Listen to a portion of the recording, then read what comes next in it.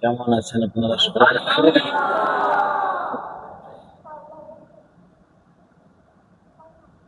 الحمد لله الذي أبدع الأفلاك والأرضين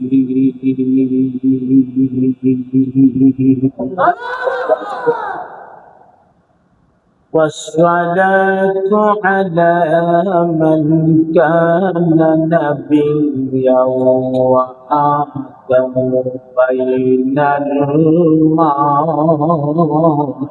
والطين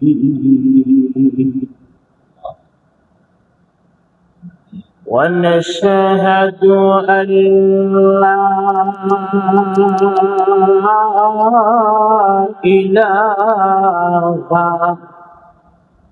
إلا الله وحده لا شريك له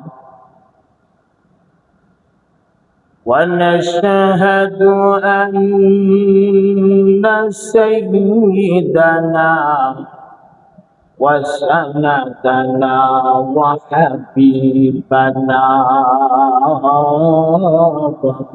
ومولانا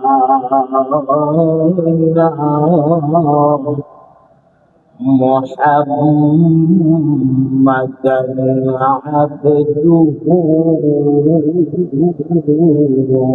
ورسوله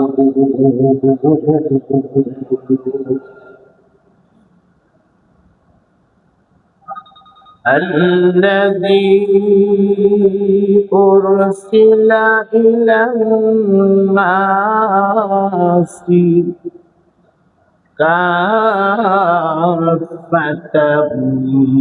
بشيرا ونذيرا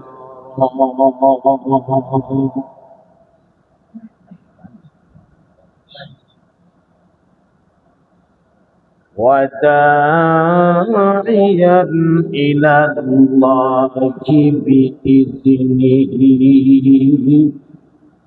وسراجا منيرا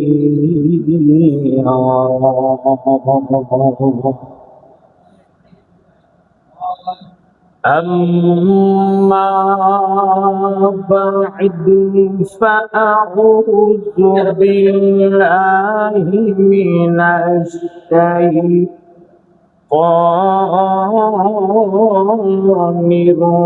الرجيم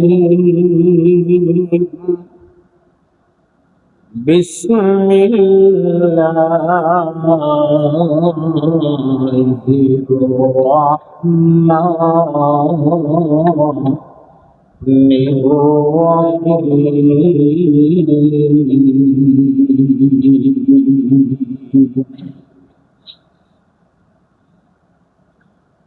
الحمد لله الذي أنزل على عبده الكتاب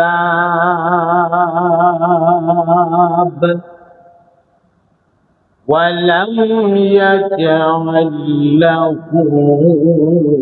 عوجا قيما لينذر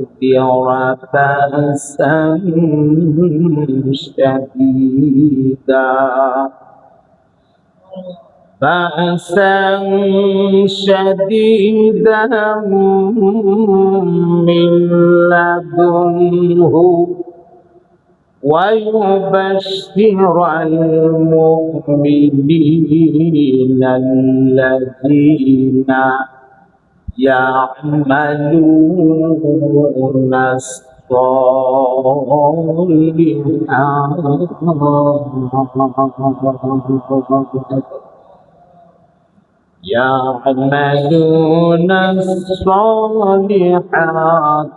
أن لهم أجرا حسنا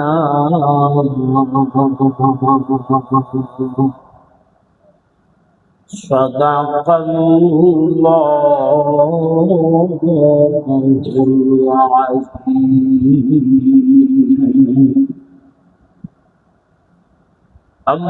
اللهم صل على سيدنا ومولانا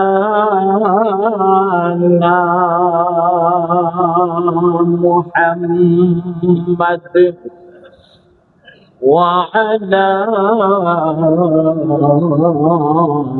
آله وأصحابه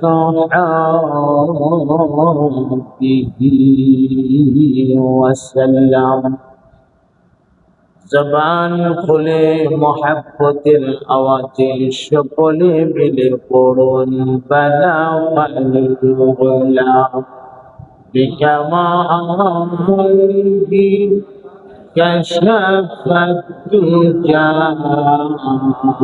বিজামালিহি حسنت جميع خصاله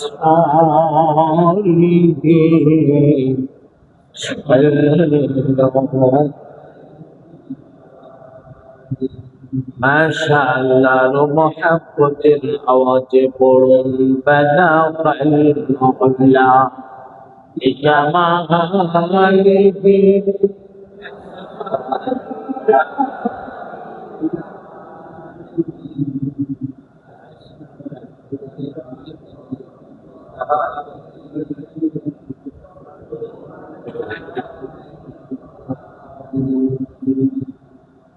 मेरे दिल के तमन्ना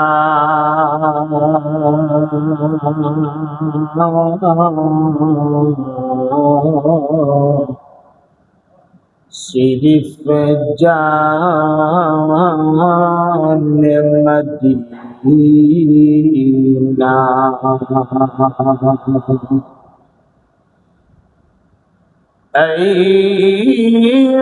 मक्की मदनी वाला मुझे ले चलो मदीना.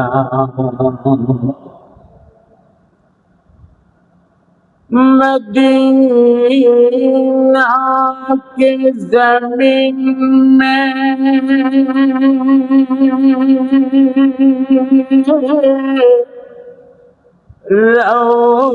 रोज़ाए मुस्तफा है. मदीना के जमीन में रोज़ाए मुस्तफा है. इस रोज़ा के मिठी इस रोज़ा के मिठी आँखों का सुरमा बनाना मेरे क़ल्ब का तमन्ना.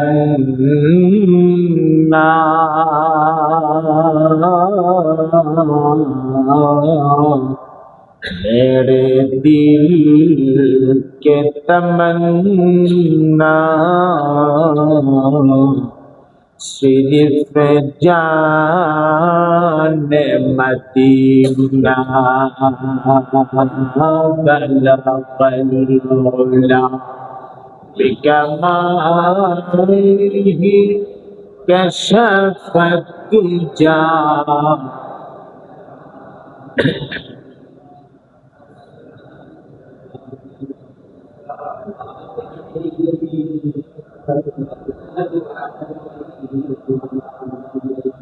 ला इलाहा इल्लल्लाह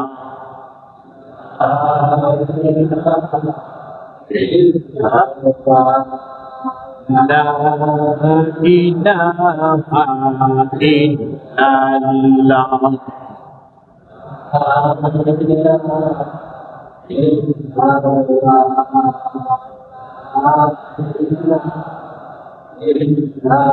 لا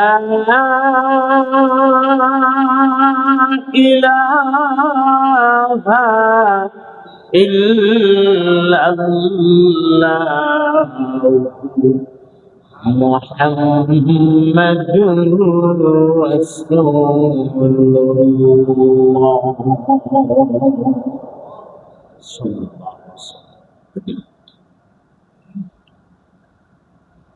হালিয়া কেন্দ্রীয় জামে মসজিদের উদ্যোগে আয়োজিত ঐতিহ্যবাহী 20 দিন ব্যাপী পবিত্র তাফসীরুল কোরআন মাহফিলের আজ 19তম দিন। পহেলা রমাদান থেকে শুরু করে আজকের 19 রমাদান পর্যন্ত যে মহান মালিক হযরতে উলামায়ে কেরামের জবান থেকে আল্লাহর দ্বীনের কথাগুলি শোনার এবং উলামাদেরকে বলার তৌফিক ইনায়াত করেছেন, সে মহান মালিকের দরবারে অন্তরের সত্যপূর্ণ ভালোবাসা উজাড় করে দিয়ে আমরা একসাথে সকলে মিলে পড়ি আলহামদুলিল্লাহ।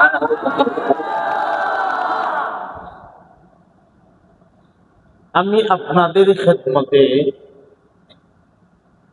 আল্লাহর পবিত্র কালামের একটা সূরার নাম আছে সূরাতুল কাহফ। এই সূরার প্রথম অংশ থেকে তিলাওয়াত করেছি। রব্বুল আলামিনের কাছে তৌফিক ভিক্ষা চাই, আল্লাহ পাক যেন আমাদেরকে জরুরি কিছু কথার ফয়সালা করে দেন। আমরা সবাই পড়ি আল্লাহুম্মা।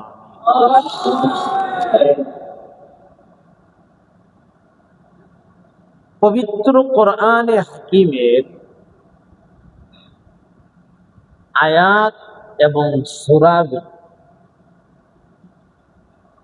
নাজিল হওয়ার যে প্রেক্ষাপট, যেই কারণে আল্লাহ আয়াত এবং সূরাগুলির নাজিল করছেন, এটারে তাফসীরের ভাষায় বলা হয় শানে নুজুল।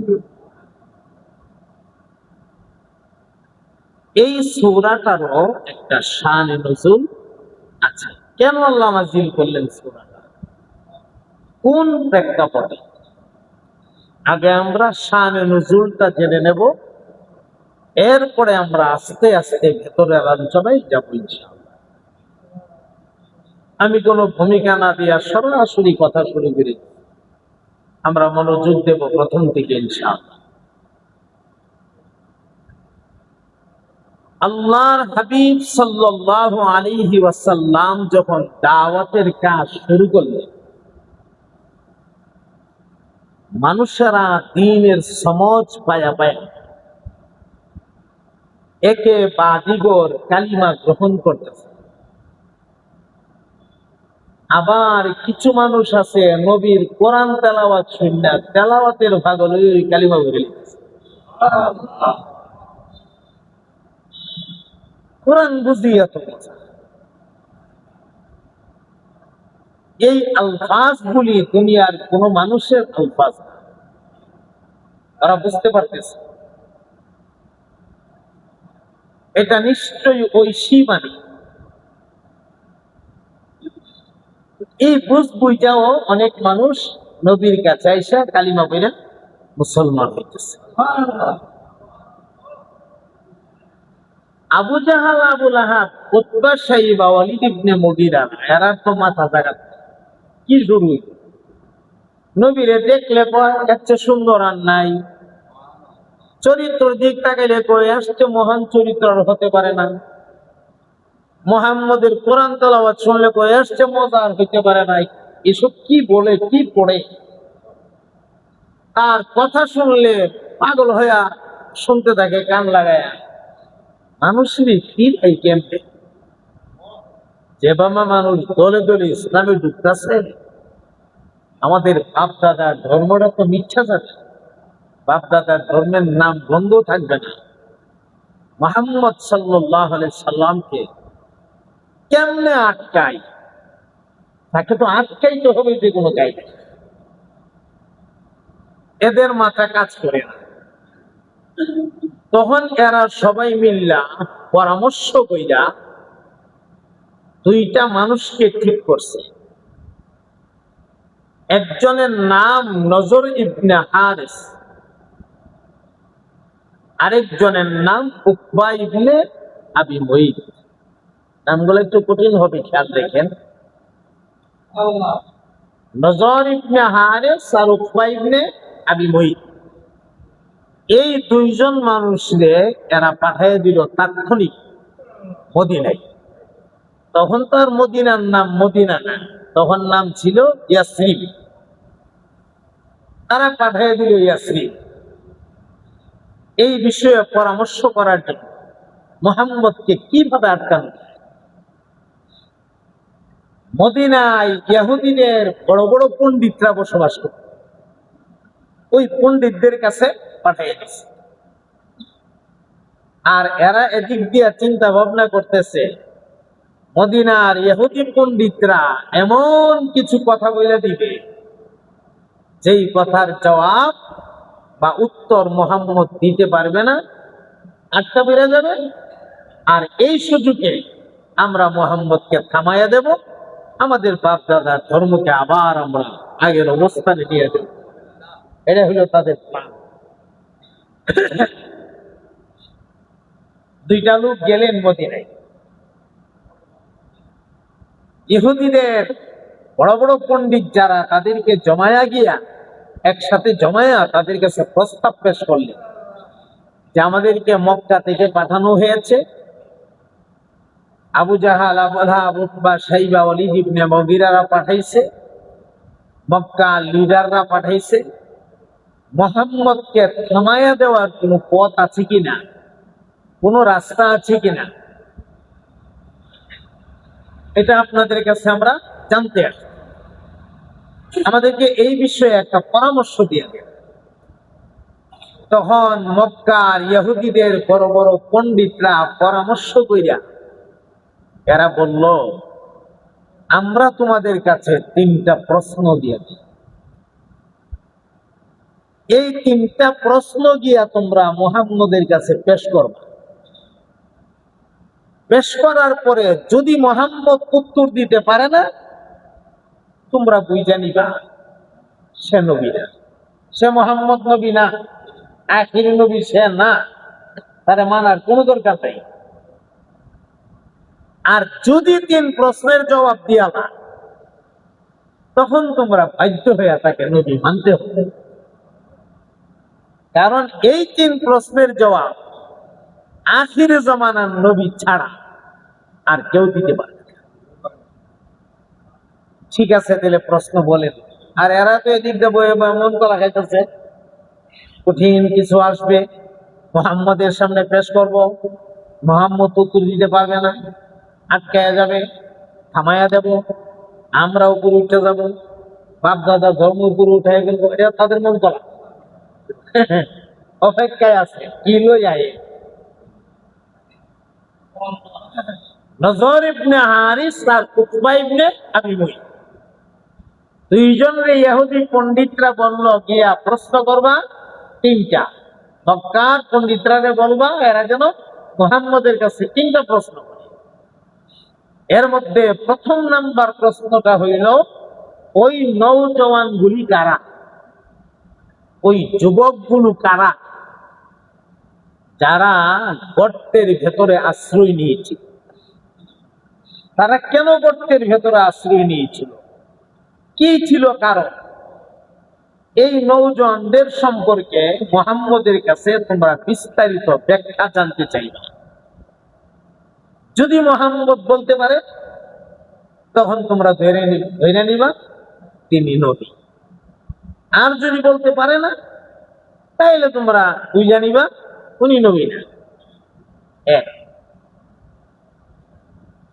2 নাম্বার প্রশ্ন হইল, তোমরা গিয়া তাকে প্রশ্ন করবা পৃথিবীর পূর্ব প্রান্ত থেকে পশ্চিম প্রান্ত, পূর্ব থেকে পশ্চিম এই 2 প্রান্ত কে সফর করেছে, এক মাথা থেকে আরেক মাথা, বাংলাদেশের এক মাথা থেকে আরেক মাথা, দুনিয়ার পূর্ব প্রান্ত থেকে পশ্চিম প্রান্ত, এই পুরা দুনিয়ার একদম শেষ প্রান্তে, পূর্ব দিকের শেষ প্রান্তে এবং পশ্চিম দিকের শেষ প্রান্তে কোন লোকটা সফর করেছিল, সেই লোকটার নাম কি, এবং সে ওই 2 জায়গাতে গিয়া কি কি দৃশ্য দেখছিল, কি চিত্র দেখছিল, এইগুলা যদি সে খুললা বলতে পারে তাহলে তোমরা ধরে নিবা তিনি নবী। আর যদি বলতে পারে না তাহলে বুঝবা উনি নবী না, তার মানার কোনো দরকার নেই। 3 নাম্বার প্রশ্ন হইল, তাকে জিজ্ঞেস করবা রূহ কি জিনিস। রূহ, এই যে রূহটা আমাদের ভেতরে আছে, রূহটা আছে বলেই আমরা কথা বলতে পারতেছি। রূহ যখন থাকবে না এই বডিটার 1 পয়সার কোনো দাম, এটা মাটিতে পড়ে থাকবে। 2 আনা দিয়েও কেউ কিনা নিবে না। আজকে আপনার এত দাম, এত দাপট, এত দাম্ভিকতা, এত অহংকার, এত মর্যাদা, এত সম্মান, এত কিছু, রূহটা বের হয়ে গেলে আর 1 পয়সা দিয়েও কেউ কিনা নিবে। আপনারা জালালি হুজুরকে এত ভালোবাসেন, যদি এখন মইরা যাই আর আমার পরিবারের পক্ষ থেকে প্রস্তাব করা হয় আপনাদের মহাব্বতে উনি এখানে গেছে, ওই রয়োজন গেছে, আপনারা 10 লাখ টাকা দিয়া ওনারে কিনা রেখে দেন। 10 লাখ না, 10 পয়সা দিয়েও রাখবেন। হয়তো বেশিতে বেশি সম্মান দেখাইতে গেলে এটুকু বলতে পারেন, আচ্ছা রেখে দিন, তখন বলছেন আমরা রেখে দিই, একটু জায়গা দিয়া খবরের ব্যবস্থা রাখবো। মাটির নিচে দিয়ে দিবেন, গাতার ভিতরে দিবে, এটা কোনো সন্দেহ নেই। মাটির উপরে রাখবেন না, এই ব্যাপারে আমি পাই না কথা, ঠিক কিনা? এইলে রূহটা যতক্ষণ আছে আমার দেহটার দাম ততক্ষণ আছে, রূহটা যখন নাই আমার দেহটার 1 পয়সার কোনো দাম নাই। তো ওরা বললেন রূহ জিনিসটা কি, এটা মুহাম্মদকে জিজ্ঞেস করবা, যদি উত্তর দিতে পারে তাইলে সে নবী, না পারলে নবী না। প্রশ্ন কয়টা হইল? এই 3 প্রশ্ন লইয়া নাজর ইবনে হারিস এবং উকবা ইবনে আবি মুইত 2 জন আসতেছে, ঘোড়ার পৃষ্ঠে সওয়ার হইয়া দৌড়া দৌড়ে আইতাছে, আর একজন আরেকজনের দিছে রে দিছে। যেই প্রশ্ন দিয়ে দিছে এই প্রশ্নে মুহাম্মদ আটকায় যাবে কোনো সন্দেহ নাই। দিছে আমরা মক্কাবাসী বিজয়ী, আমরা বাপদাদা ধর্মই ঠিক থাকবে, মুহাম্মদের এই নতুন ধর্ম এটা আর কোনো কাজে লাগবে না। এরা গল্প করতে করতে ইয়াসরিব থেকে তারা মক্কার দিকে আসতেছে, আর মক্কার লিডাররা তো অপেক্ষায়, খালি রাস্তার দিক তাকায় থাকে কোন সময় 2 জন আইব খবর দেয়। মক্কা নগরীতে ঢোকার সাথে সাথে একটা লারা ফিরে গেছে, কলরব আইতাছে রে, গোড়া দেখা যা এ পড়ছে, আমাদের খবর লয়ে আইসা পড়ছে। ওরা ঘোড়ার পৃষ্ঠতে গেল, আমার পরে আবু জাহাল আবু লাহাবরা খুব আনন্দের সাথে এদেরকে রিসিভ করলেন, আর বললেন ইহুদি পণ্ডিতরা কি কোনো সমাধান দিছে? হ্যাঁ দিছে দিছে, এমন সমাধান দিয়ে দিছে, এমন 3 প্রশ্ন দিয়ে দিছে, এবার মোহাম্মদ আটকায় যাবে, আর মোহাম্মদের গাড়ি কেউ চালায় নিতে পারবে না। এবার মোহাম্মদ আটকাবি। আমি জানতে চাই মোহাম্মদ সাল্লাল্লাহু আলাইহি ওয়াসাল্লামের গাড়ির ড্রাইভারকে। বলেন ড্রাইভারকে? আরে যেই গাড়ির ড্রাইভার স্বয়ং আল্লাহ, এই গাড়ি আটকাবে কে? এই গাড়ি তো দুনিয়ার কেউ আটকাইতে পারবে না। এইবার মোহাম্মদের গাড়ি আটকাই। ডাকো ডাকো মোহাম্মদকে ডাকো। তার নদওয়াতে মিটিং বইয়া তারা আড্ডাখানা ছিল, এটা বয়ে বয়ে তারা মিটিং মাটিং করতো, ভাই খেলা করতো। তারা সংসদ আর কি, তারা এখানে বইয়া পরামর্শ করতো। মোহাম্মদরে ডাকো। আইছে কি খুশি তারা। এ মুহাম্মদ সাল্লাল্লাহু আলাইহি ওয়াসাল্লাম, তোমাকে আজ আমরা 3টা প্রশ্ন করব। আমাদের এই 3 প্রশ্নের জবাব যদি তুমি দিতে পারো, আমরা তোমাকে নির্দ্বিধায় নবী মেনে নিব। আর যদি জবাব দিতে পারো না, আমাদের বাপ দাদার ধর্ম মেনে নিবা। ইমামুল মুরসালিন রাহমাতুল লিল আলামিন, আমার নবী পাকের সিনার ভেতরতে এই সাহসটা আছে। আমাকে আমার আল্লাহ রাব্বুল আলামিন আটকাবে না।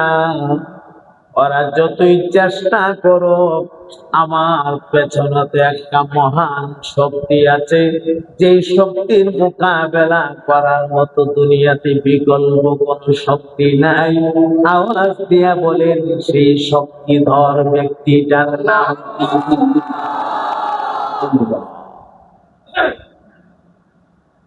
ইন্নাল্লাহা আলা কুল্লি শাইইন কাদির।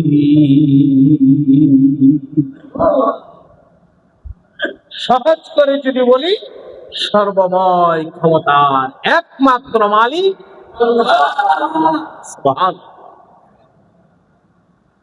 যার ক্ষমতা জমিনেও চলে,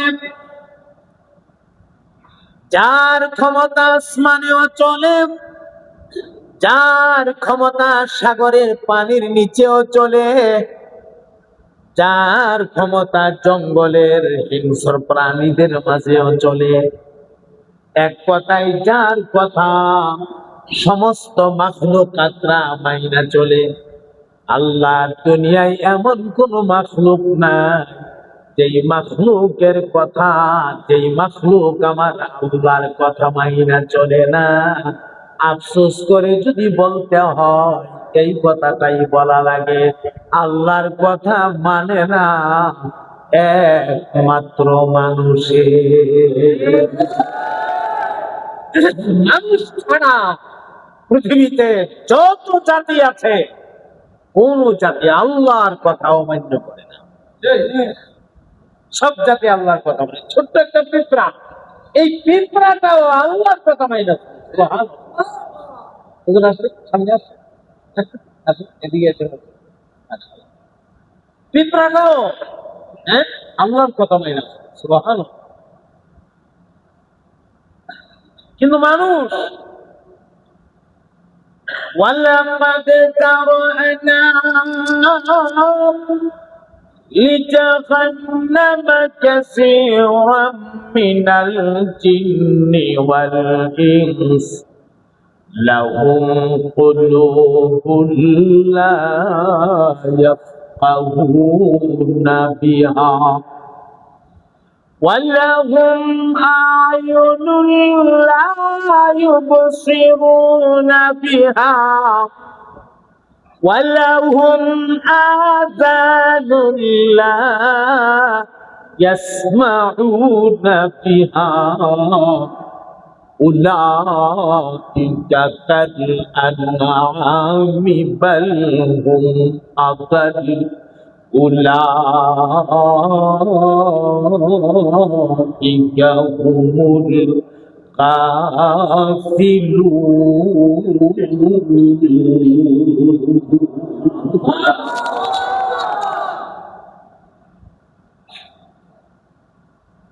রব্বুল আলামিন ডাক দিয়া বলেন, রে মানুষ, আমি আল্লাহ তোমাদেরকে পৃথিবীতে পাঠাইছি, দুনিয়ার বিভিন্ন রকমের নাজ আর নিয়ামতের মধ্যে তোমারে ডুবাইয়া রাখছি। আমার দেওয়া নিয়ামত গুলি খাইবা, আমার দুনিয়াতে তুমি চলবা ফেরবা।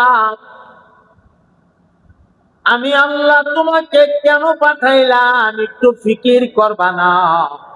এজন্য তো তোমারে পাঠাই নাই।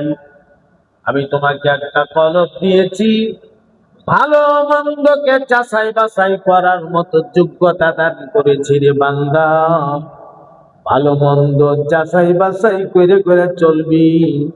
যা ভালো তাকে ভালো বলবি, যা মন্দ তাকে মন্দ বলবি। যেটা ভালো এটা মানবি, যেটা ভালো না এটা ছাড়বি। বান্দারে, মন চাই জিন্দেগি পরিচালনা করার জন্য আমি তোরে দুনিয়াতে পাঠাই নাই। কারণ তুই তো তুই না, তুই তো নিজেই তোর মালিক না, তোর মালিক তো হইলাম আমি আল্লাহ। যেহেতু আমি আল্লাহ তোর মালিক, তোর তো কোনো ইচ্ছা থাকার কথা না। আরে মুনিবের কাছে গোলামের কি ইচ্ছা থাকে? মুনিবে যা অর্ডার করে গোলাম তো তাই করা লাগে। আমি আল্লাহ যেহেতু তোর মুনিব, আর তুই যেহেতু আমার গোলাম, আমার কথা মাইনা মাইনা চলাই তো তোর দায়িত্ব। আমার কথা মানতে পারলেই তোর পরকালটা হবে সফল, আমারে মানতে না পারলে তোর পরকালটা হবে বিফল। তাহলে আওয়াজ দিয়া বলেন, আমার গোলাম হিসাবে কথা মানব একমাত্র কার?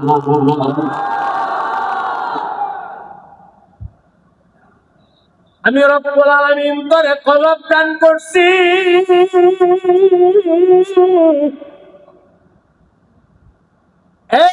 ভালো মন্দ যাচাই বাছাই করার জন্য এই কলবটা আমি করে দিলাম।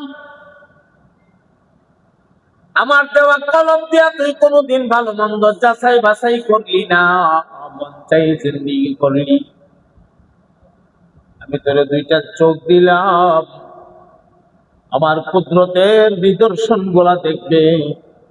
দেখা দেখা আমি মাওলারে তুই চিনবে। আম গাছের দিক তাকা, তাকায় তাকায় ভাবতে থাক, এই আম গাছটার পাতা দিয়ে একরকম, আবার জাম গাছটার পাতা দিয়ে আরেক রকম, কাঁঠাল গাছটার পাতা দিয়ে একরকম, লেচু গাছের পাতা দিয়ে আরেক রকম, আম গাছের ধরনটা দিয়ে একরকম, জাম গাছের ধরনটা দিয়ে আরেক রকম, কাঁঠাল গাছের ধরনটা দিয়ে আবার ভিন্ন রকম। আম গাছের ওই যেটা বলা হয় ফুল, এটা একরকম, জাম গাছেরটা আরেক রকম, কাঁঠাল গাছেরটা আবার ভিন্ন রকম। এক একটা ফুল এক এক রকম, এক একটা ফুলে এক এক রকম গ্রাম, এক একটা ফল এক এক রকম, এক একটা ফলের স্বাদ আবার এক এক রকম, ভিন্ন ভিন্ন রকম। আল্লাহ কো বান্দা, আমি তোরে চোখ দিছি না বেহায়া বেগানা নারীদের নাচ গান দেখার জন্য। আমি তোরে চোখ দিছি না সারাদিন সারা রাত মোবাইল লয়া নাটক সিনেমা দেখার জন্য। আমি ইচ্ছা করলে মুহূর্তের মধ্যে তোর দুইটা চোখের পাওয়া আমি টান দিয়ে নিয়ে যেতে পারি। আমি যদি তোর চোখের পাওয়ারটা টান দিয়ে নিয়ে যাই, দুনিয়ার কোন ডাক্তারের ক্ষমতা নাই দিতে। আমি দয়া করে করে দুইটা চোখের পাওয়ার দিয়া রাখছি। তোর এই দুই চোখের পাওয়ার দিয়া তুই কি দেখবে? বান্দা কি দেখার কথা তুই কি দেখস? তুই তো দেখার কথা কোরআন। আবার কোরআন দীক্ষা আবার কোরআন দিয়ে তেলাওয়াত করবে। এই জন্য আমি তোরে দুইটা চোখ দিছি, আমি তোরে দুইটা চোখ দিছি। আবার গোরখানে কাবার যাবি, আমি মাওলার ঘরটারে নয়ন বইরা দেখবে। আমি তোরে দুইটা চোখ দিছি, আমার নবীর রওজায় যাবি, সালাম দিবি, কলিজা বইরা দেখবি। আমি তোরা দুইটা চোখ দিছি, হক্কানি আলিম পীর মাশায়েখ বুজুর্গ এরার দিকে তাকায়া থাকবে। হক্কানি আলিমরার দিকে তাকায়া থাকলে গুনাহ মাফ হইতে থাকে, গুনাহ মাফ, সগীরা গুনাহ মাফ হইয়া যা। আমি চোখ দিছি না বেহায়া নারীর দিকে তাকায়া থাকার জন্য, আমি তোরে চোখটা দিলাম কেন? বান্দা তুই করলি কি? প্রশ্ন আছে না? নাই, বাসা যাবে না, জবাব দেওয়া লাগবে।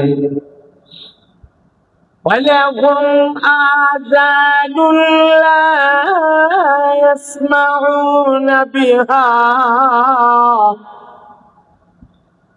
আমি আল্লাহ রাব্বুল আলামিন এ বান্দা তোরে দুইটা কান দিলাম, কানের ভেতরে চমৎকার দুইটা বক্স বসায় দিলাম, স্পিকার বসায় দিলাম, স্পিকার। এই দুই বক্সের মাধ্যমে বান্দা কথাগুলি তুই শুনতে পারস। দুনিয়ায় দেখোস না কত মানুষের কানের এই ফরমাটা আছে, কিন্তু কিছুই শুনে না। কিন্তু তোর কানের ফরমাটাও দিলাম, আমার দুইটা স্পেশাল বক্স দিয়ে দিলাম, শুনতে পারস, চমৎকার শুনস। বান্দারি কি শুনবি একবার ভাবলি না?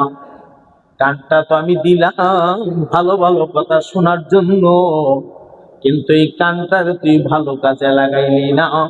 এই কান রে তুই মন্দ কাজে লাগাইলে, ভালো কথা কান দিয়ে রিসিভ করলি না। উলাইকা কাল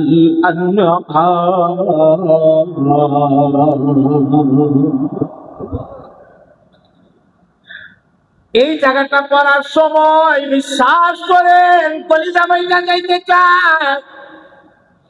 আমার মৌলা যেখানে বলছে আমি তোমরা খলিফা বানায় পাঠাইছি, খলিফা।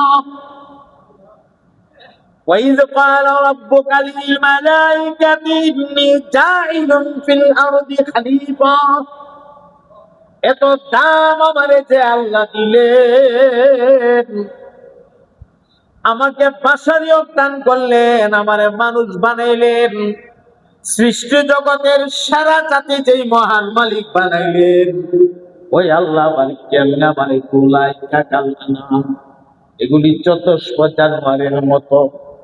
এরপর আবার একটু বালহুম আদাল, চতুষ্প জানোয়ারের চাইতো আরো নিকৃষ্ট। আমার আল্লাহর কুদরতি কলিজায় কম কষ্ট নিয়ে কথাটা বলে নাই। আল্লাহর কুদরতি কলিজায় কষ্ট নিয়ে বলছেন, আমি তোরে বানাইলাম কেন, আর বান্দা তুই করছসটা কি? আমি তোরে বানানির উদ্দেশ্য কি, আর তুই জীবনে করলি কি? আমার উদ্দেশ্যের সাথে তোর উদ্দেশ্য মিলল না, তোর জীবন বিফল। আর আমার মাকসাদের সাথে যদি তোর মাকসাদ মিল্লা যা, আমি আল্লাহ তোর ওয়ালি হয়ে যাব, আমি তোর জিম্মাদার হয়ে যাব।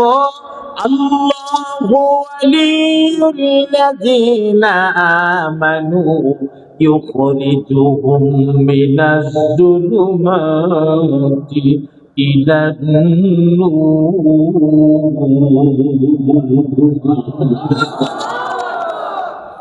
আমি আল্লাহ তোর অভিভাবক হয়ে যাব। রব্বুল আলামিন যদি অভিভাবক হয়ে যান, আমার মওলা যদি আমার গার্জিয়ান হয়ে যান, আর কি লাগে মেয়া জীবনে, কি লাগে? হাসরের মাঠে যদি আমি দাঁড়ায় বলতে পারি আমার আল্লাহ আমার গার্জিয়ান, আমার অভিভাবক আমার আল্লাহ, আর কি লাগে? জীবন সফল। দোস্ত অনেক দুনিয়া যাইতেছে। আবু জাহাল আবু লাহাব ডাক দিয়া কয়, এ তোমরা যে আসলা কি সংবাদ লই আইলা? মনে আছে বুঝছেন? সংবাদ লই আইছি মুহাম্মদকে আটকানোর সংবাদ। 3 প্রশ্ন দিয়া দিছে, জবাব যদি দিতে পারে মুহাম্মদ নবী, জবাব দিতে না পারলে নবী না। তাহলে বলো শুনি, আগে শুনি, তারপরে মুহাম্মদ রে ডাকি। ওরা শুননা বুঝা আমার নবী পাক রে ডাকছে। আমার নবী পাক তাদের মাজমায় যাবে। নবী তো ভালোভাবেই বুঝতেছে ওরা নিশ্চয় কোনো না কোনো প্রশ্নের সম্মুখীন আমাকে করবে, এটা ভালোভাবেই বুঝতেছে। আমার মুহতারাম দোস্ত, রহমতে আলম সাইয়েদানা রাহমাতুল লিল আলামিন, আমার নবী অত্যন্ত আদবের সাথে গিয়ে ভেতরে ঢুকছে। এবার আদব আর বেয়াদবের মধ্যে বেশ কম আসেনি না নাই? আরে আদব তো আদবই, বেয়াদব তো বেয়াদবই। এরা যারা বেয়াদব, এরা তো দাম্ভিকতা লইয়া, অহংকার লইয়া বই দিছে। মোহাম্মদ আইব, মোহাম্মদ আটকায় ফেলবো। আর আমার নবী আদবের সাথে গিয়া ঢুকছে। আরে আদব তো এমন বড় এক দৌলত, আমার নবী আদব দিয়া, আখলাক দিয়া জাহিলিয়ত দূর কইরা, আমার নবী অন্ধকারে দূর কইরা পুরা মক্কা মদিনায় নূর চমকাইয়া দিছে।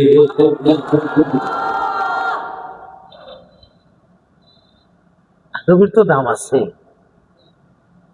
আরে নবী পাক রে তোরা ভালোবাসে না, নবী ভালো করেই জানে। তারপরে রাসূল অত্যন্ত আদবের সাথে তাদের মাজমায় হাজির হয়েছে।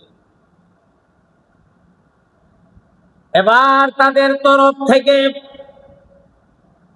আমার নবী পাকের ডাক দিয়া কয়, হে মুহাম্মদ সাল্লাল্লাহু আলাইহি ওয়াসাল্লাম, আমরা তোমাকে 3টা প্রশ্ন করব, মাত্র 3টা প্রশ্ন। যদি আমাদের 3 প্রশ্নের জবাব দিতে পারো তাহলে তুমি নবী, আর না হয় তুমি নবী না। আমার নবীকে বলেন, এমনি তো 1 নাম্বার প্রশ্ন, ওই যুবকগুলো কারা, ওই জওয়ানগুলো কারা, যেই জওয়ানগুলো গর্তের ভেতরে আশ্রয় নিয়েছিল, তাদের ঈমান রক্ষা করার জন্য গর্তের ভেতরে আশ্রয় নিয়েছিল, ওরা কারা? এদের পরিচয় কি? ওরা কেন গর্তের ভেতরে আশ্রয় নিয়েছিল? বিস্তারিত যদি বলতে পারো তাহলে তুমি নবী, আর না হয় তুমি নবী না। আচ্ছা বুঝলাম। এরপরে তো 2 নাম্বার, ওই ব্যক্তিটাকে, যেই ব্যক্তিটা পৃথিবীর পূর্ব প্রান্ত হয়ে গেছে, পশ্চিম প্রান্ত হয়ে গেছে, পৃথিবীর 2 মাথা 2 দিক সফর করেছে, পশ্চিম প্রান্তে গিয়া কি দেখলো, পূর্ব প্রান্তে গিয়া কি দেখলো, বিস্তারিত যদি বলতে পারো তাহলে নবী, আর না হই তুমি নবী না। আচ্ছা বুঝলাম। এরপরে কি? 3 নাম্বার হলো রূহ কি। এই যে রূহ, রূহটা কি? রূহ সম্পর্কে আপনার কাছে আমরা জানতে চাই। রূহ কি? প্রশ্ন কয়টা? 3টা। আল্লাহর হাবিব তো কোনো কথা বলতেন না, আমার মাওলা পাকের তরফ থেকে কথা না আসলে তিনি তো কথা বলতেন না। ইচ্ছা করে জীবনে একটা কথাও বলে রব্বুল আলামিনের তরফ থেকে ওহী না আসা পর্যন্ত। মুহাম্মদ হারগিজ না গুফতা, মুহাম্মদ হারগিজ না গুফতা, তানা গুফতা জিবরাইল, জিবরাইল হারগিজ না গুফতা, তানা গুফতা রব্বুল জলিল।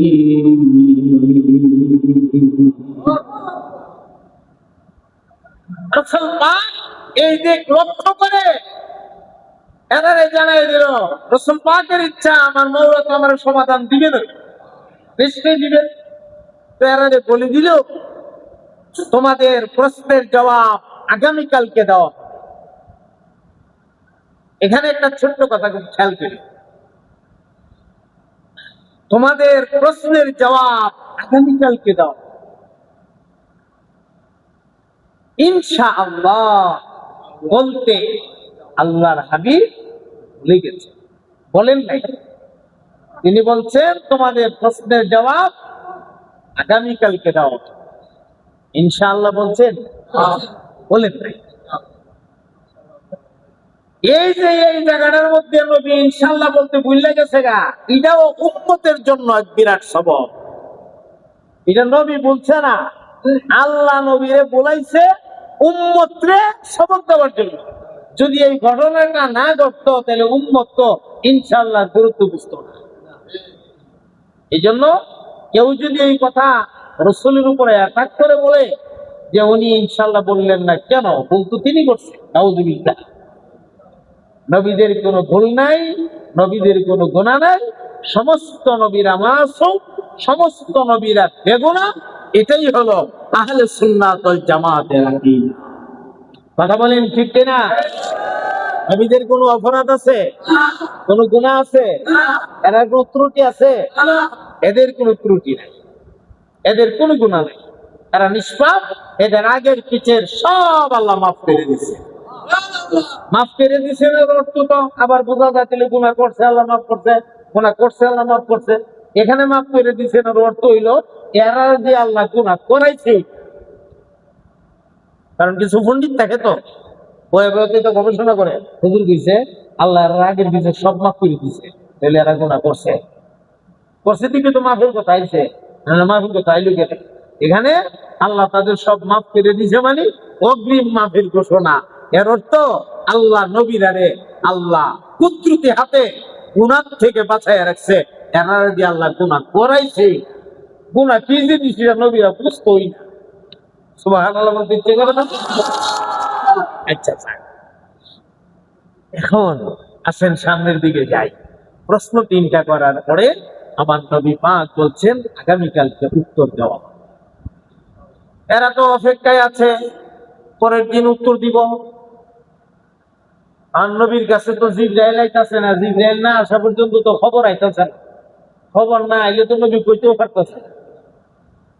আল্লাহর হাবিব সারাদিন অপেক্ষায়, আর এরাও তো অপেক্ষায় উত্তর দিত। আর এরা তো মনে মনে মন কলা এইবার উত্তর আর আইতো না, উত্তর দিতে, কারণ জিবরাইলের তো এরা বিশ্বাসই করতো না। পবিত্র কোরআন শরীফে পরিষ্কার করলে এরা জিবরাইল শয়তান কইতো। একটা শয়তান মুহাম্মদের কাছে আসে, আয়া কি জানি পুলি বুইলা যান, কিতাব আর মুহাম্মদ বানায় বানায় মিলে দিলে এই পুলি দিয়ে আবার তার সাহাবীদের সামনে পেশ করে। নাউযুবিল্লাহ বলেন। জিবরাইল শয়তান কইতো। পুরা দিনটা চলে গেল, আমার রাসূল পাক টেনশনে পড়ে গেল। এত সময় তো হওয়ার কথা, আমি যে তাদেরকে কমিটমেন্ট দিছি, তাদেরকে যে আমি কথা দিছি, আমার মাওলা পাক তো শুনছে। এত লম্বা টাইম তো হওয়ার কথা না, খবর তো আসার কথা, খবর আসছে না কেন? বিকাল টাইমে আবু জাহাল আবুল আহাবরা চিন্তা করে দেখলো খবর তো এতক্ষণে আমরা দেওয়ার কথা, দিল না যে, টাইম তো যাইতেছে, আমরা যাই একটু জিজ্ঞাসা করে যাই। এমনি তারা আইছে, কিতা মোহাম্মদ, তখন তো তারা কথার ভাব শব্দ অন্যরকম। এবার তো তারা আটকাই লিছে, তারা তো মনে চিন্তা তারা আটকাই লিছি। কি কই উত্তর না দিবা? দিন তো পুরাটা চলে গেল, উত্তর তো নাই, কি ব্যাপার বুঝলাম না তো। তো আল্লাহ নবী একটু নরম সুরেই বললেন, তখন তার গরম ঝোঁকা দেওয়া যায় না, একটু নরম সুরেই বললেন, আমাকে আরেকটা দিন সময় আপনারা দিন, আমাকে আরেকটা দিন সময় দিন। আরেকদিন সময় দেওয়া হলো, কোনো খবর নাই, জিবরাইল আসে না। 2 দিন হয়ে গেল, 3 দিন হয়ে গেল, 4 দিন হয়ে গেল, জিবরাইল করায় না, নবীও কয় না। কি তা করবো, কারণ আমার নবী তো ইচ্ছা করে কিছু কয় না। 5 দিন হয়ে গেল, 7 দিন হয়ে গেল, 8 দিন হয়ে গেল, আর এর পুরা মক্কা দুল ফিরাই দিছে, দিছি কাম সাইরা শেষ। এইবার মোহাম্মদের আল্লাহ শেষ, মোহাম্মদের জিবরাইল শেষ, সব শেষ। ওই ঘুরে গিয়ে শেষ পর্যন্ত আমরার খোদা ওই টিকলো, দুল ফিরাই দিছে। আর জায়গা জায়গা হাটে ঘাটে মাঠে বাজারে বন্দরে সব জায়গায় ফেলি বয়ে বইয়া এক কথা ওই একদিনের টাইম নিয়েছি, 7 দিন হয়ে গেছে গা, হাঁটতেছে না তো আর তোলাইতে পারতেছে না। এই জন্যই তো জলদি গিয়া মদিনার ইহুদিরার কাছে ভাড়াইছি, ইহুদি পণ্ডিতরা 3 প্রশ্ন দিয়ে দিছে। এইবার মোহাম্মদ আটকাইছে, জনমের আটকানি। 12 দিন হয়ে গেল, 13 দিন হয়ে গেল, এরা সমালোচনা তো দিন দিন খালি বাড়তেই আছে। আর রসুল পাক দিন দিন মনটা খালি ছোট হইতেছে। আরে কি হইল, ঘটনা কি, কোন সমস্যা হইল, আমার কাছে ওহি আসতেছে না কেন? আমার নবী পাক তো দিন দিন আল্লাহর কাছ থেকে কোনো খবর আসে না, মালিকের কাছ থেকে খবর আসে না। রসুলের মনে কি পরিমাণ কষ্ট পাইতেছে, আর চতুর্দিক থেকে তো শোনা হয়ে যাইতেছে কত রকমের কথা। আমার মহতারাম দোস্ত, কান লাগায় শুনবেন। এইভাবে 12 দিন, 13 দিন, 14 দিন, 15 নাম্বার দিনে আমার নবী পাক আর নিজের সামলায় রাখতে পারতেছে না। চতুর্দিক থেকে মুশরিকদের বিভিন্ন রকমের ঠাট্টা মস্কারি। 15 দিন তো সাধারণ কথা না, একদিনের জায়গায় 15 দিন ঠাট্টা মস্কারি সহ্য করতে পারে না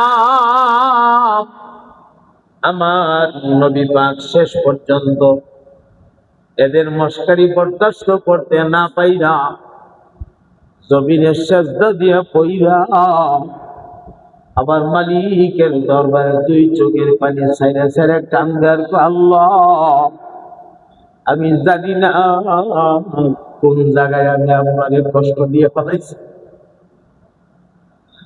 আপনি না আমার মালিক, আমি না আপনার দোস্ত।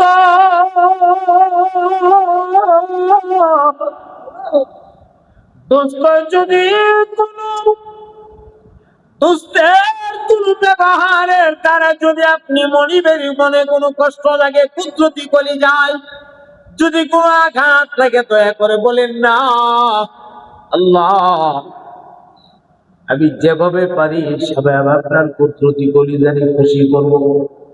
আপনি কন্যা, আমি তো বিরাট বেকায়দায় পড়ে গেছি। আমার আল্লাহ, আমি ঘর থেকে বের হইতে পারতেছি না, চতুর্দিকে শোরগোল হট্টগোল হাঙ্গামা। আমার সাহাবীরা যারা আছে তারাও বড় বেকায়দায় পড়ে রয়েছে।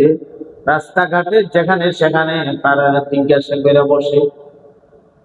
আল্লাহকে দয়া করে বলেন না কোন জায়গায় আপনারে কষ্ট দিলাম। আবার মাওলা তখন জিবরাইলকে ডাক মারছে, জিবরাইল আবার বন্ধুরে কষ্ট দেওয়া আমি মাওলার মাকসাদ না, কারণ আমার বন্ধু হইল হাবিবুল্লাহ।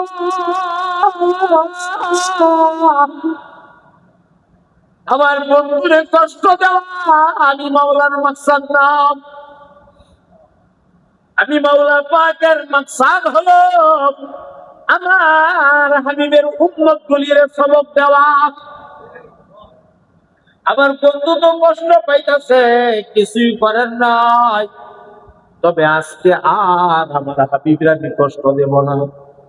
জলদি জলদি যাও, আমার হাবিবের কানে গিয়া সংবাদটা পৌঁছায়া দেও। আমার বন্ধু যখন এদের সাথে কথা কয় যে আগামীকাল তোমাদের প্রশ্নের জবাব দেওয়া হবে, আমার বন্ধু কেন ইনশাআল্লাহ বলল না? এই কারণে আমি আল্লাহ 15 দিন পর্যন্ত ওহী বন্ধ রাখলাম। এর মানে আমার বন্ধুর উম্মতের জন্য ইনশাআল্লাহ দূরত্ব বাড়াইয়া দিলাম। এই কথাটা আমার বন্ধুরিকে জানাইয়া দেব, বন্ধু যেন কষ্ট না নেই। আমার নবী পাক সাজদা দিয়া পড়ে পড়ে কাঁদতেছে। আর একটাই কথা, আল্লাহ এই সেজদা আমার জীবনের চূড়ান্ত সেজদা। কারণ বাহিরের যে পরিস্থিতি, আমি আর বাহিরে যেতে পারবো না, আমি আর নিতে পারছি না, আমার মনে অনেক কষ্ট লাগতেছে গো আল্লাহ। আমার নবী কাঁদতে কাঁদতে সেজদা দিছে, কাঁদতে কাঁদতে আস্তে আস্তে লম্বা সেজদা। এই সেজদা এমন হইছে যে এক পর্যায়ে পা গুলি আপনি আপনি পেছনের দিকে চলে গেছে, আবার নবীর হাতগুলো সামনের দিকে বাইরে গেছে, চেহারা আর মাটির মধ্যে লাগিয়ে গেছে, চোখের পানি পইরা মাটি ভিজা গেছে। নবী বলেন, আল্লাহ এই শেষটাই মনে হয় আমার জীবনের শেষ সেজদা। এমনি শুনে কানে এর গোড়াই জিবরাইল আমিন সালাম বসায় দিছে। আল্লাহু আকবার বলে। জিবরাইল আমিন কানের গোড়ায় ডাক মারছে, আসসালামু আলাইকা ইয়া রাসূলুল্লাহ, আসসালামু আলাইকা ইয়া হাবিবাল্লাহ। জিবরাইল সালাম দেওয়ার সাথে সাথে আবার নবী পাকের কলিজায় কেমন আনন্দটা আসবে, এটা আমি কোন ভাষা দিয়ে বুঝাবো। 15টা দিন গ্যাপ হয়ে গেল, 15 দিন পরে জিবরাইল আমিনের আগমন। আমার নবী সালামের জবাবটা দিয়ে কয়, এ জিবরাইল তুমি আসছো? লাফ মাইরা দাঁড়ায়া জিবরাইল রামদা দিয়া দইরা কয়, কেমনে তুমি পারলা, কেমনে পারলা 15টা দিন পর্যন্ত আমার না দেখা থাকতে তুমি কেমনে পারলা? জিবরাইল নবীর চেহারার দিকে তাকায়া তাকায়া কান্দে, গো নবী গো, এক মুহূর্ত আপনার না দেখলে আমারও জান বাঁচানো ভালো লাগে না। আপনার আশিক আমি, আপনার এসকে আমি দেওয়া না, কিন্তু আমি কি করব, আমার মালিক যে আমার আসতে দেয় না। মালিক কেন দেয় না? মালিকরে কোন জায়গাতে আমি কষ্ট দিছি একটু দয়া করে কও না। তো এই সংবাদটাই এখন লয়ে আইছি। সংবাদটা কি? ولا تقولن لشيء إني فاعل ذلك غدا إلا أن يشاء الله واذكر ربك إذا نسيت وقل عسى أن يهديني ربي لأقرب من هذا رشدا।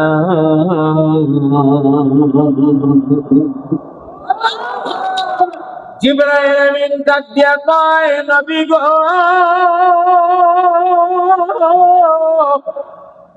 আপনি একটু স্মরণ করে দেখেন তো, আজ থেকে 15 দিন আগে যেদিন আপনি মুশরিকদের মিটিং এর মাঝখানে বলছিলেন তোমাদের প্রশ্নের জবাব আগামীকালকে দেওয়া হবে, স্মরণ করে দেখেন সেদিনকে আপনি ইনশাআল্লাহ বলছিলেন নাকি? বলে না, ইনশাআল্লাহ বলি নাই। ওই যে আপনি ইনশাআল্লাহটা বলেন নাই, ইনশাআল্লাহর গুরুত্বটা বোঝাবার জন্য, আপনাকে কষ্ট দেওয়ার জন্য না। আল্লাহ বলছে আপনাকে কষ্ট দেওয়া মাকসাদ না, আপনার উম্মতকে ইনশাআল্লাহর গুরুত্ব বোঝাবার জন্য আল্লাহ রাব্বুল আলামিন একটানা 15 দিন পর্যন্ত ওহীর দরজা বন্ধ করে রাখছে।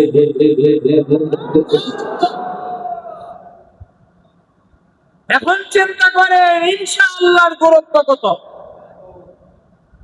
আমি আগামীকালকে ঢাকা যাব, কথা কয় না? এই তো ইনশাআল্লাহ।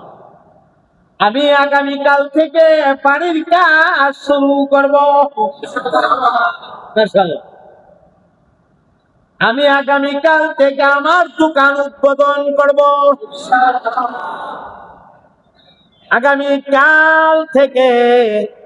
আগামীকাল আমার ছেলেটারে নিয়ে এয়ারপোর্টে যাব।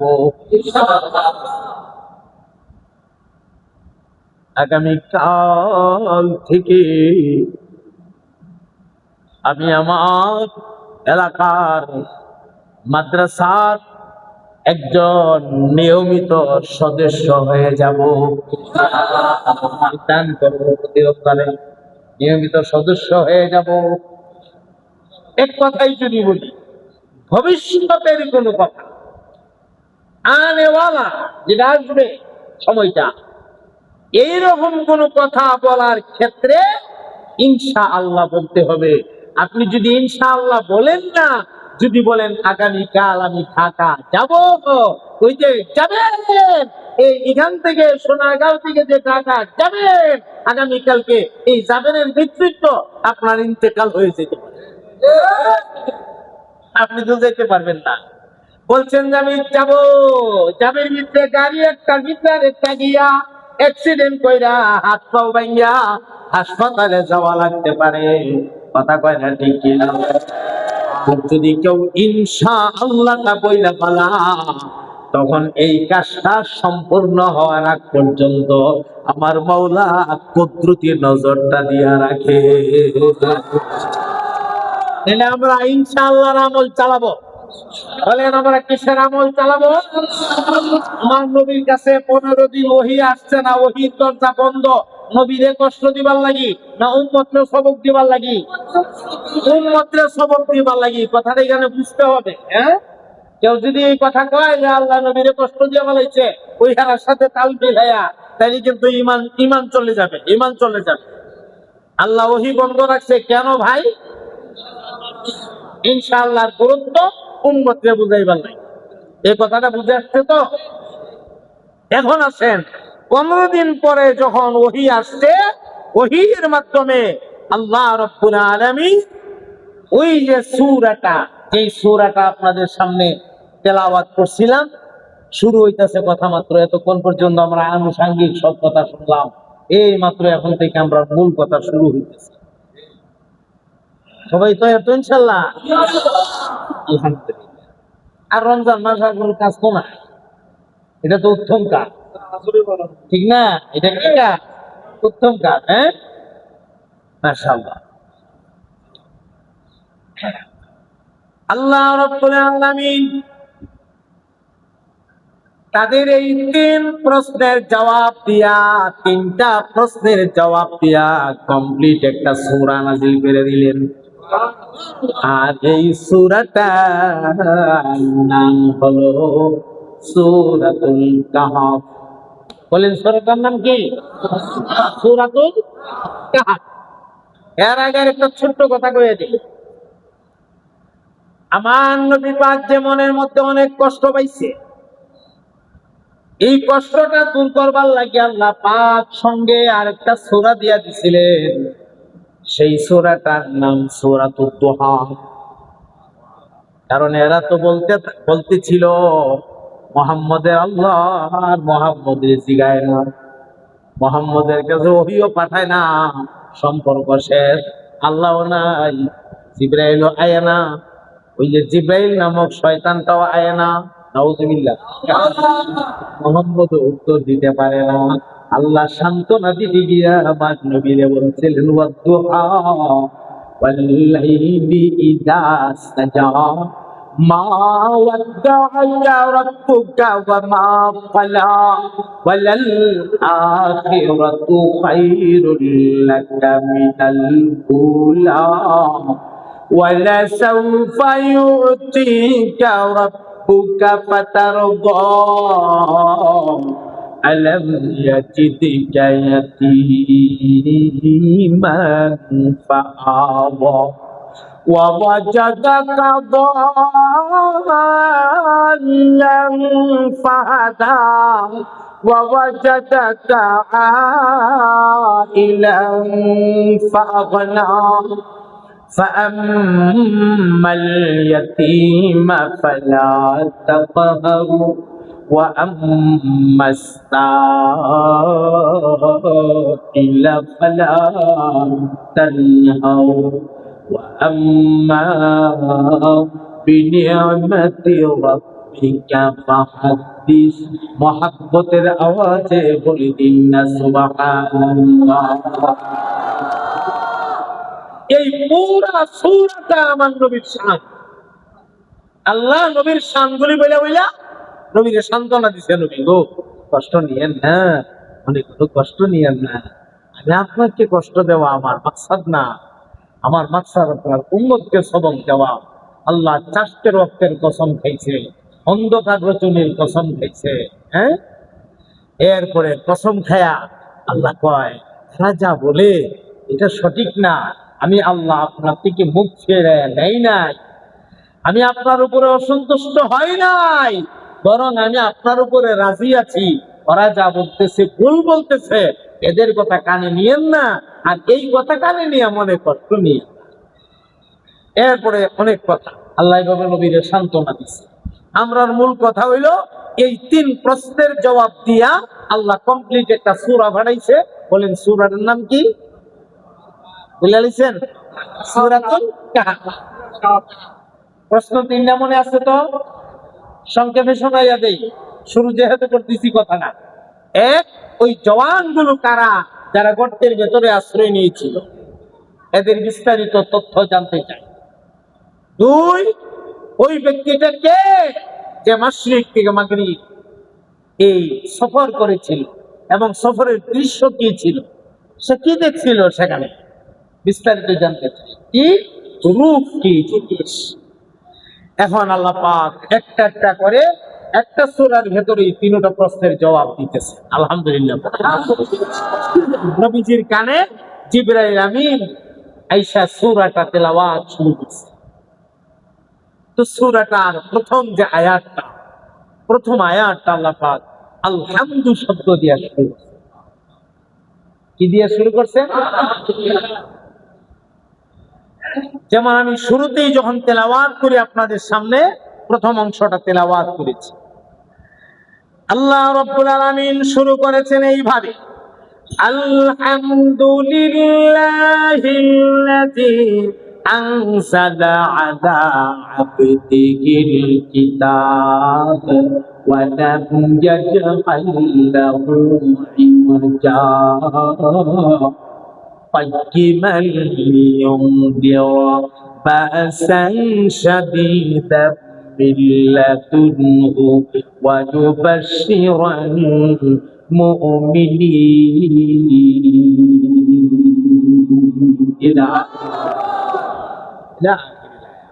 তো আল্লাহ পাক আলহামদু দিয়ে শুরু করছে।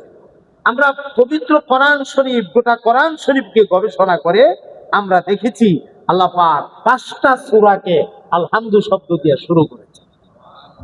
এই কথাটা আপনাদের জেহেনে একটু দিয়া যায়। কয়টা সূরা? 5টা সূরা। পবিত্র কোরআন শরীফের টোটাল সূরা কয়টা? 114 মাশাআল্লাহ, আমাদের অনেকেরই জানা আছে। তো 114টা সূরার মধ্যে 5টা সূরাকে আল্লাহ পাক আলহামদু শব্দটা দিয়া শুরু করেছেন, আলহামদুলিল্লাহ দিয়া শুরু করছেন। এই আলহামদুলিল্লাহর অর্থ হইল সমস্ত প্রশংসা আল্লাহর জন্য। এই কথাটা দিয়ে আল্লাহ শুরু করছেন কয়টা সূরা? 5টা সূরা। তাহলে এই 5টা সূরা অতীব গুরুত্বপূর্ণ সূরা। এর মানে এই না যে অন্য সূরাগুলি গুরুত্ব না, এক একটা সূরার এক একটা বৈশিষ্ট্য আছে। তো আমি এখন এই সূরার বৈশিষ্ট্য বলতেছি। 5টা সূরা শুরুতে আসছে এই কথাটা। যেমন প্রথমেই যদি বলি, এটা আমাদের কমন 5 ওয়াক্তের নামাজের প্রত্যেক রাকাতে আমরা পড়ি। সূরাতুল ফাতিহার শুরুতে কি আছে? মাশাআল্লাহ, পড়েন আমার সাথে, আলহামদুলিল্লাহি রাব্বিল আলামিন। 2 নাম্বার হলো সূরাতুল আনআমের শুরুতে, সূরাতুল আনআমের শুরুতে আল্লাহ পাক বলেছেন আলহামদুলিল্লাহিল্লাযী খালাকাস সামাওয়াতি ওয়াল আরদ ওয়া জাআলাস যুলুমাতি ওয়ান নূর ثم الذين كفروا بربهم يعدلون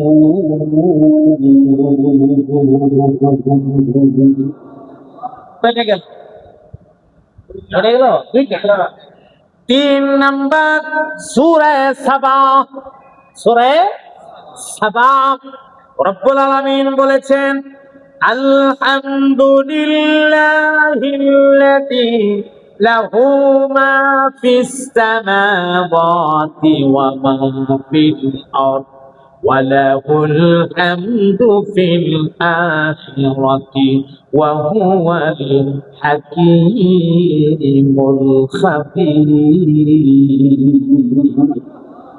এই যে তিলাওয়াত হচ্ছে, প্রতিটা অক্ষরের বিনিময়ে রব্বুল আলামিন পড়েনেওয়ালা শুননেওয়ালা উভয় দলকে আল্লাহ পাক কমসে কম 10টা নেকি, আর রমজানে তো 70 গুণ বেশি। এক একটা অক্ষরে রমজানের বাহিরে কমসে কম 10টা নেকি, আর তাহলে রমজানে তো 70 গুণ বেশি। সুবহানাল্লাহ। প্রতিটা অক্ষরে আমরা কি পরিমাণ সওয়াব পাইতেছি। আমি এগুলির তর্জমা বা ব্যাখ্যায় যাইতেছি না, কারণ আমাদের সামনে তো কথা, এই জন্য শুধু কথা আমি কথাগুলি শোনাই দিচ্ছি, আল্লাহর কথাগুলা সরাসরি শোনাই দিচ্ছি। ভাই কয়টা গেল? 3টা। 4 নাম্বার হলো সূরাতুল ফাতির। বলে সূরাতুল ফাতির। সূরাতুল ফাতির আল্লাহ পাক বলেন আলহামদুলিল্লাহি ফাতিরিস সামাওয়াতি ওয়াল আরদি জাইলিল মালাইকাতি রাসূলান উলিল আজনিহাতি মাসনা ওয়া সুলাসা ওয়া রুবা' يزيد في الخلق ما يشاء إن الله على كل شيء قدير। এরপরে সর্বশেষ 5 নাম্বার সূরাতুল কাহফ। ওই যে সূরা আমরা এখন শুরু করব, সূরাতুল কাহফ। এটা তো শুনলেন। আলহামদুলিল্লাহিল্লাযী আনজালা আলা আবদিহিল কিতাব। সমস্ত প্রশংসা ওই আল্লাহর জন্য যিনি তার বান্দা মুহাম্মদুর রাসূলুল্লাহ সাল্লাল্লাহু আলাইহি ওয়াসাল্লামের উপরে কিতাব নাযিল করেছেন। কি নাযিল করেছেন? কিতাব। এরপরে ওয়ালাম ইয়াজআল লাহু ইওয়াজা কাইয়িবা। এখানে একটা সেক্টর আছে, আমি বারবার পড়ার সময় সেক্টরটা ধরে পড়ার চেষ্টা করছি। সেক্টর তো ধরতেই হবে, পড়তেই হবে। তর্জমা হলো এমন এক কিতাব নাযিল করছেন যেই কিতাবে কোন রকমের বক্রতা নাই। লাম ইয়াজআল লাহু ইওয়াজা কাইয়িমান, বরং একেবারে সহজ সরল। সুবহানাল্লাহ। মানে কোন রকমের, সহজ করে যদি বলি, কোরআনে কোন রকমের ভেজাল নাই, নির্ভেজাল একটি কিতাব। হ্যাঁ, যে কিতাব পৃথিবীর মানুষকে শুধুমাত্র কল্যাণের পথ দেখাইছে, অকল্যাণের একটি বাণীও নাই। কি বলেন আছে? একটি বাণী। তো সম্মানিত হাজিরিন, প্রথম প্রশ্নটাই ছিল এই লোকগুলো কারা, যেই লোকগুলো গর্তের ভেতরে আশ্রয় নিয়েছিল, তাদের সম্পর্কে জানতে চাই। এখন এদের সম্পর্কে আমরা আলোচনা শুরু করব ইনশাআল্লাহ। এই কথাটা বলতে বলতে হয়তো বা আমাদের সময় শেষও হয়ে যেতে পারে, তারপরেও আমি চেষ্টা করব বাকি কথাগুলা আংশিক হলেও আপনাদের জেহেনে দেওয়ার জন্য। এখানে অনেক কথা আসবে। আল্লাহ তাআলা নবী পাকের এই কথাটা জানাইতে গিয়ে বলছেন, হে রাসূল, এদের প্রশ্নে আপনি বিচলিত হবেন। একই সাথে আল্লাহ পাক এখানে 2টা ঘটনা বর্ণনা করেছেন। একটা হলো কাহাফ ওয়ালাদের ঘটনা, আর একটা রাকিমের ঘটনা। রাকিম এটা আলাদা একটা ঘটনা, আর কাহাফ এটা আলাদা ঘটনা। রাকিম যদি বলতে যাই সেও অনেক সময়ের ব্যাপার, সময় লাগে। কাহাফ বলতে বলতেই হয়তো লম্বা সময় লেগে যেতে পারে। আমি খুব সংক্ষেপেই পেশ করার চেষ্টা করবো ইনশাআল্লাহ। তো আল্লাহ পাক রাসূল পাকের জানাই দিলেন, এদের বিষয়ে আপনি কোনো পেরেশানি উঠেন। উত্তর দিয়ে দিলাম আপনাকে। কিভাবে আল্লাহ স্টার্ট করেছেন উত্তরটা? আল্লাহ পাকের বলার ভঙ্গি তো পৃথিবীর সর্বশ্রেষ্ঠ ভঙ্গি। সুবহানাল্লাহ। এই ভঙ্গিতে তো দুনিয়ার কেউ বলতে পারবে না, নাকি বলেন পারবে? সুবহানাল্লাহ। আল্লাহ রাব্বুল আলামিন নবীরে জানায়া দিলেন, নাহনু নাকুসু আলাইকা নাবাহুম বিল হক ইন্নাহুম ফিতয়াতুন আমানু বিরাব্বিহিম ওয়া জিদনাহুম হুদা। চিৎকার বলেন না সুবহানাল্লাহ। আল্লাহ রাব্বুল আলামিন বলেন, ওগো আমার হাবিব, এদের প্রশ্নে আপনি বিচলিত হওয়ার কোনো কারণ নাই। আমি আপনাকে জবাব জানাইয়া দেই, নাহনু নাকুসু আলাইকা নাবাহুম, আমি আল্লাহ তাদের কাহিনী, ওই যুবকদের কাহিনী, জওয়ানদের কাহিনী আমি সত্যতার সাথে আপনাকে শোনাবো। কিছু জওয়ান, কিছু যুবক, এই যুবকগুলো ওরা আমি রবের প্রতি ওরা ঈমান আনয়ন করেছিল, ওরা আমাকে বিশ্বাস করেছিল। ওরা বলতেন রব্বুনা আল্লাহ, আমাদের রব হইল আল্লাহ। ওরা এই কথা বলার পরে ওয়াসিদনাহুম হুদা, আমি রব্বুল আলামিন তাদের হেদায়েতের পথকে আর মজবুত করে দিলাম, আরো শক্ত করে দিলাম। এক কথায় তাদের ঈমানকে আমি মাওলা আরো শক্তিশালী বানায়া দিলাম। মহাব্বতে বলে দিন না সুবহানাল্লাহ। এখন ভূমিকা হিসেবে ছোট্ট একটা কথা সেখানে, তখনকার সময়ে প্রশাসনিক ক্ষমতায় বা রাষ্ট্রীয় ক্ষমতায় যে বাদশাহ ছিলেন জালেম, এই বাদশার নাম দাকিয়ানুস।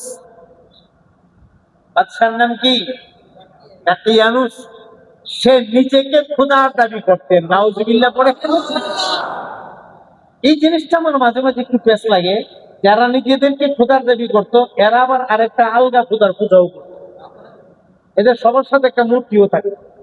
এ যদি নিজে খোদাতে আবার আরেকটা লোক পূজা করি, এটা আমার বুঝতে এত তো বোঝা যায় যে ভণ্ড। আচ্ছা, আল্লাহ তাআলা তাদের ঈমানকে বাড়াইয়া দিলেন। এখন কথা হইল ওরা কইছে কিছু যুবক, আল্লাহ তাআলা বলছেন যে কিছু যুবক ওরা আমার প্রতি ঈমান আনছে। নবী গো, আপনাকে সত্যতার সাথে ঘটনা শোনাইতেছি, তারা ঈমান আনার পরে এদের ঈমানকে আমি বাড়াইয়া দিচ্ছি। এখন কথা এরা কইছ, পবিত্র কোরআনুল কারীম এই বিষয়ে পরিষ্কার করেছেন। কথা ইখতিলাফ আছে, আল্লাহ রাব্বুল আলামিন ইখতিলাফটাও তুলে ধরছেন। আবার তাফসীরের ভেতরে সমাধান আছে, সেটাও আমি আপনাদেরকে বলবো। সায়াকুলুনা সালাসাতুর রাবিউহুম কালবুহুম ওয়া ইয়াকুলুনা খামসাতুন সাদিসুহুম কালবুহুম রাজমাহুম বিল গায়ব ওয়া ইয়াকুলুনা সাবআতুন ওয়া সামিনুহুম কালবুহুম قل ربي أعلم بعدتهم ما يعلمهم إلا قليل।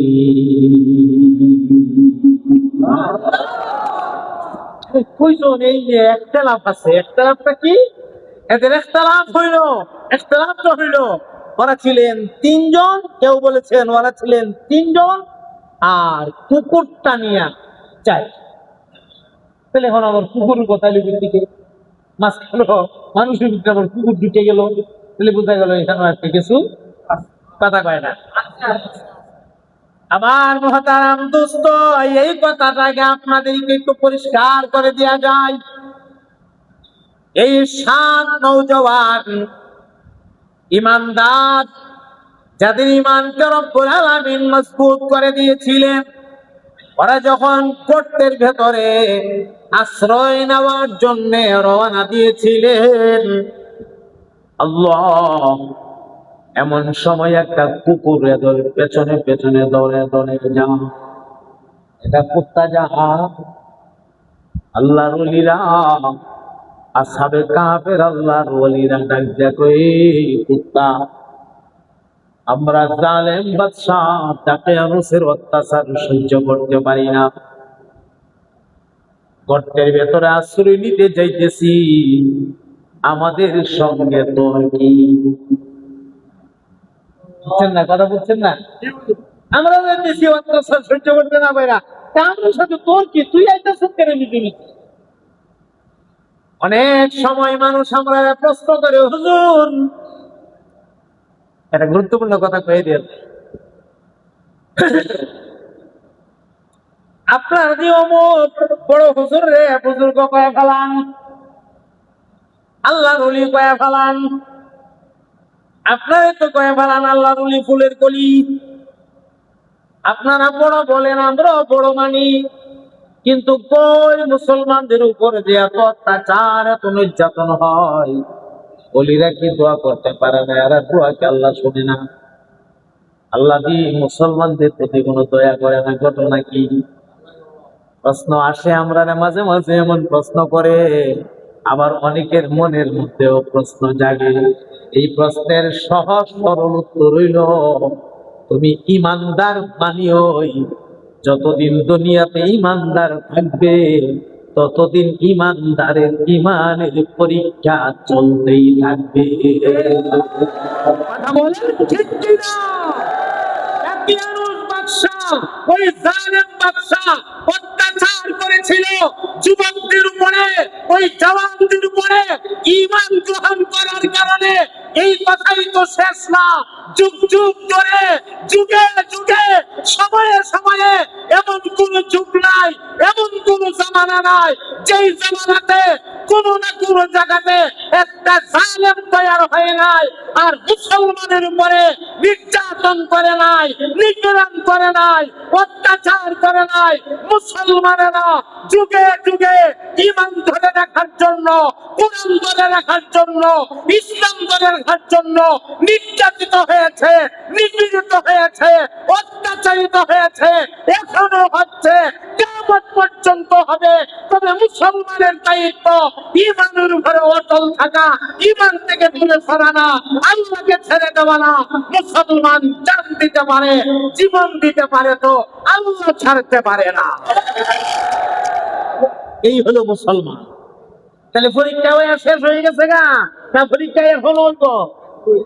এরপরে মনে আর হইতো না, কিয়ামত পর্যন্ত পরীক্ষা হবে আপনাদের উপরে।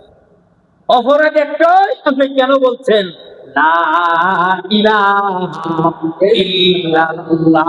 পড়েন পড়েন, লা ইলাহা ইল্লাল্লাহ।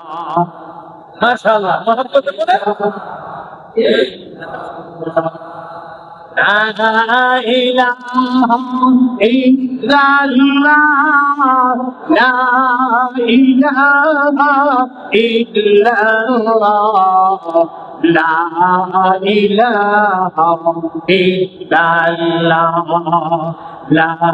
লা ইলাহা ইল্লাল্লাহ,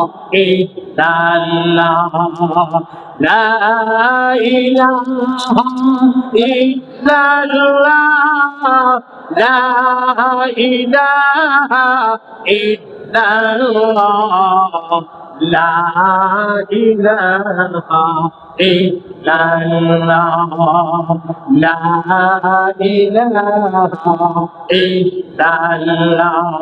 লা ইলাহা ইল্লাল্লাহ, লা ইলাহা ইল্লাল্লাহ, লা ইলাহা ইল্লাল্লাহ, লা ইলাহা ইল্লাল্লাহ, লা ইলাহা لا إله إلا الله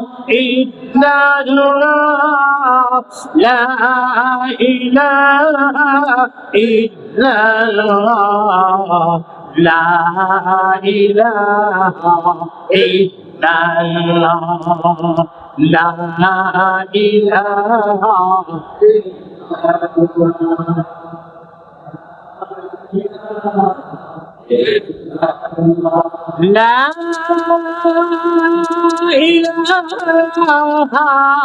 إلا الله محمد رسول الله পড়ুন সাল্লাল্লাহু। আমার প্রিয় ভাইয়েরা, এখন এই অবস্থায় এই নওজওয়ানগুলো এদের ইখতিলাফ, কেউ বলছেন এরা কয়জন, হ্যাঁ 3 জন, কুকুর লইয়া 4 জন। বলছিলাম কুত্তার মাসলাটা। আল্লাহর ওলিরা জিজ্ঞেস করে, কুকুর আমরা ওই জালেমের অত্যাচার সহ্য করতে পারি না বলে আমরা আশ্রয় নিতে যাচ্ছি, তুই আমরা সাথে কি? আল্লাহ, এমন সময় আমার মাওলা কুকুরটার জবান খুলে দিছে। জবান, কুকুরটা মানুষের মতো কথা কয়। কুকুরটা তখন ডাক দিয়া গো, আল্লাহর ওলিরা গো, আমার মাওলা যাদেরকে ভালোবাসে আমি কুকুর তারারে ভালোবাসি। এই কুকুরটার নাম তাফসীরের ভেতরে আসছে কিতমির। বলেন নাম কি? কিতমির। এই কুকুরটা জান্নাতি হবে। সারা দুনিয়ার সমস্ত কুত্তা শেষ হয়ে যাইব এমনি এমনি, এরার কোনো জান্নাত জাহান্নাম নাই, কিন্তু এই কুকুরটা জান্নাতি। কারণ কি? আল্লাহ ওয়ালাদের সহবতে সময় দিয়ে একটা কুত্তা হয়ে যদি আল্লাহ ওয়ালার সাথে সময় দেওয়ার কারণে জান্নাতি হয়ে যা, আমি একটা মানুষ হইয়া একজন বুজুর্গ আলেমের সাথে সময় দিলে আমি কি জান্নাতি হব না? আল্লাহ পারে না? সুবহানাল্লাহ। এখানে তো আমাদের জন্য বিরাট সবক। আচ্ছা, এখন আসে, বুঝলাম 3 জন কুকুর লইয়া। وَيَقُولُونَ خَمْسَةٌ سَادِسُهُمْ كَلْبُهُمْ। কেউ বলেছেন ওরা 5 জন, কুকুর লইয়া 6 জন, কুকুর লইয়া। وَيَقُولُونَ سَبْعَةٌ وَثَامِنُهُمْ كَلْبُهُمْ। আবার কেউ বলেছেন ওরা 7 জন, কুকুর লইয়া হলো তারা 8 জন। আর তাফসীরের ভেতরে মুফাসসিরিনে একরাম গবেষণা করে এই আয়াতের সুরাহা বের করেছেন। বিভিন্ন তাফসীর, একাধিক তাফসীর গ্রন্থ, বড় বড় তাফসীর গ্রন্থের মধ্যে রায় ঘোষণা করা হয়েছে ওরা 7 জন ছিলেন। আর কুকুর লয়া সংখ্যায় তারা কয়জন? 7 জনের নাম তাফসীরে জালালাইনের হাসিয়ার ভেতরে এসেছে। একজনের নাম ইয়ামলিখা, এরপরে মাকসালমিনা, মাসলিনা, মারনুস, বারনুস, অবারনুস, কাফাসতুস অথবা কাফাসতাইতুস। এখানে 2টা নামের কথা আছে, কাফাসতুস অথবা কাফাসতাইতুস। এরপরে কিতমির। বলেন কয়জন হইল? বুঝছেন? 8 জন হইছে না? ইয়ামলিখা, মাকসালমিনা, মাসলিনা, মারনুস, বারনুস, অবারনুস, কাফাসতুস অথবা কাফাসতাইতুস, কিতমির। কয়টা হইল? আচ্ছা, একটা ছোট্ট কথা কয়ে দেওয়া যায়, এটা মনে রাখেন। একটা তাবিজ দেওয়া যায়, শুধু তাবিজ বি চালাই। কাহারো বাড়িতে যদি ইঁদুরে জ্বালা, কিসে জ্বালা? ইঁদুরের জ্বালায় থাকতে পারেন না বাড়ি ঘর, কাগজের মধ্যে এই 7টা নাম লিখবেন আর কুকুরের নামটাও লিখবেন। লিখা 3 কোণা বন্দি করবেন। খুব খেয়াল রেখে। আর আপনাদের এখানে আমার দিক একটু পেস লাগতেছে, আমি দিকটা মুখ দিয়ে করে দিয়ে দিকে। উত্তর উত্তর পূর্ব কোণাটা খালি রাখবে, বাকি 3 দিক বুকিং করে ফেলবে। কেমনে করবেন? ছোট ছোট মাটি দিয়া, যেরকম থলি বানাইবেন, থলি থলি বুঝেন তো? এটা আপনারা কি বলেন জানি না, থলি। এটা কিনে আনবেন নাহলে বানাইবেন। এটা শুকায়া হরা হরা হরার কি করে উপর যে ঢাকনা দেয়, হরা, ওই হরা। তো এটা বানায়া এই 4টা বানাইবেন টোটাল। 3টার ভেতরে 3টা দিয়া হরা দিয়া ডাইকা একটু মাটি কইরা এই 3 কোণা বন্ধন করবেন। আর 3টা কোণার মধ্যে 3টা দিয়ে দিবেন, 1 কোণা খালি রাখবেন। কোনটা?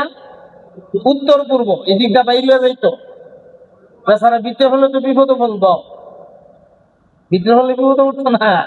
এই জন্য 1টা কোণা খালি রাখবেন, সে যেন দ্রুত বের হয়ে যাইতে পারে। আপনার বাড়ির ভেতরে ইঁদুর বিদুর হাবি জাবি থাকলে, সাপ টাপ, এটা বাইরে যাইবো।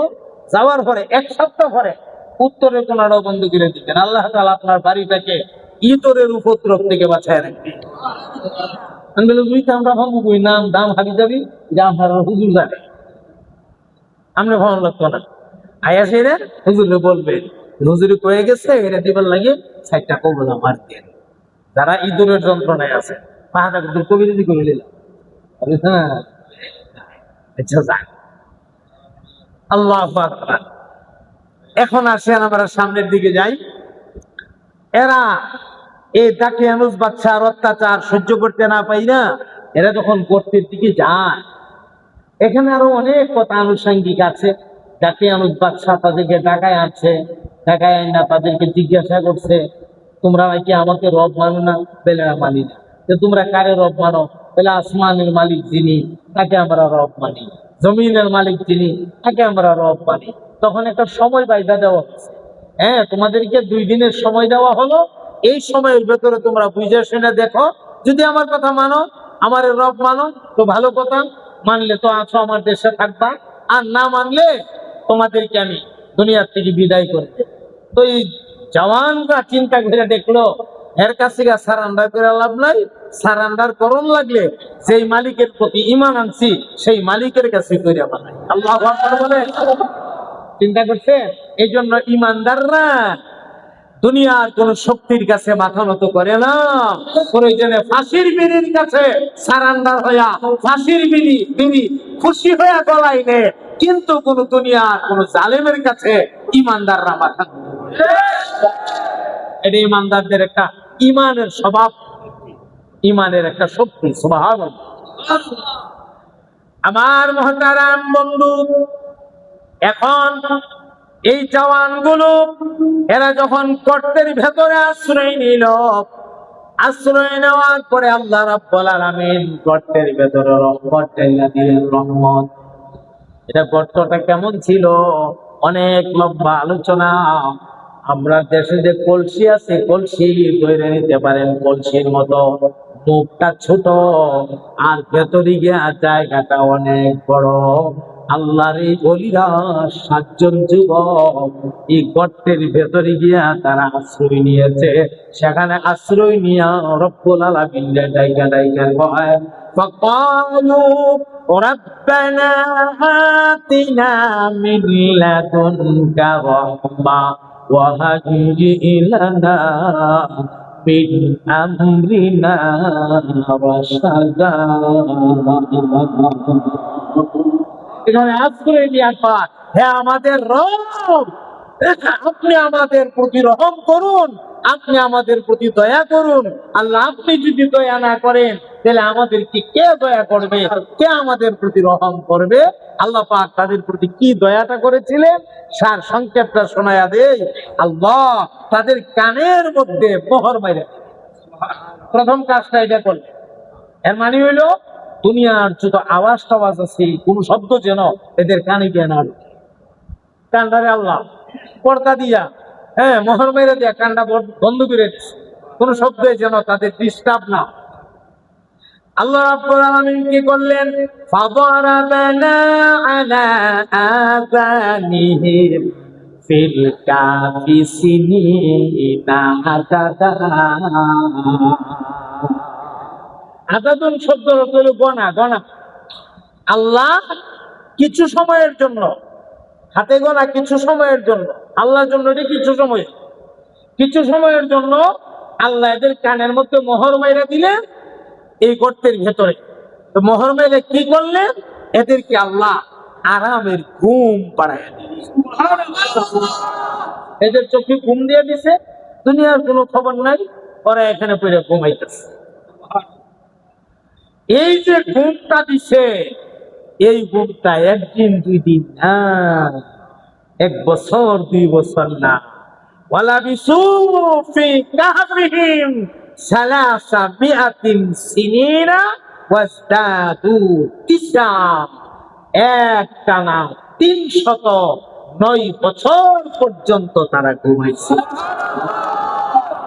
309 বছর। চিন্তা করতেছেন, 309 বছর ঘুমাইছে। আর ঘুমানির লাগে যা করণ লাগে ওই কান্না বন্ধ করে দিয়ে দিছে, আওয়াজটা যেন না যা, ঘুমরা যেন না বাকি, আরামসে। এরপরে দেখেন আল্লাহ পাকের কুদরত, আল্লাহ এদেরকে করট ফিরে ঘুমের ভিতরে। এগুলি সামনে আসতেছে অনেক কথা, সব বলা যাবে না, আমি বুঝতে পারতেছি রমজান মাস তো। এখন আল্লাহ এদেরকে করট ফিরে দিচ্ছে। যখন সূর্যটা পূর্ব দিক থেকে উদয় হয়, সূর্যের কিরণটা গর্তের এদিকে লাগে, পশ্চিম দিকে গিয়ে লাগে, তখন তো এদের কষ্ট হয়, তখন এদেরকে করট ফিরে ওই দিক মুখ চেহারাটা করে দিয়ে দেয়। আবার যখন সূর্যটা আস্তে আস্তে ঘুরে পশ্চিম দিকে আসে, তখন তাদেরকে করট ফিরে পূর্ব দিক দিয়ে দেয়, যেন সূর্যের আলোটা তাদের চোখে না লাগে। সুবহানাল্লাহ। আল্লাহ কুদরতি ভাবে তাদেরকে ঘুমের মধ্যে করটও ফিরে দিচ্ছে। এর ভেতরে গেল কয় বছর? 309 বছর। আর কুকুরটার কথা আসছে। কুকুরটা এই যে গর্তের মুখটা, সামনের 2টা পা সামনের দিকে বাড়াইয়া দিয়া এমন ভয়ঙ্কর স্রোতে বসছে, আল্লাহু আকবার, এমন ভয়ঙ্কর স্রোতে বসছে, পবিত্র কোরআন শরীফ বলছেন যে এই কুকুরটা মানুষ কাছে যাবো দূরের কথা, কুকুরটার দিক কেউ একটা দূর দিত। কোরআন শরীফ বলছে ফিট দেখাইতো, ফিট, তার মানে হইলো শামুকটা দেখাইছে না, সামনের দিকে আর বাড়ছে না, উচ্চা দূর দিত, ফিট দেখাইয়া সামনের দিকে দূরতে থাকতো, হ্যাঁ, কাছেই আসতো না।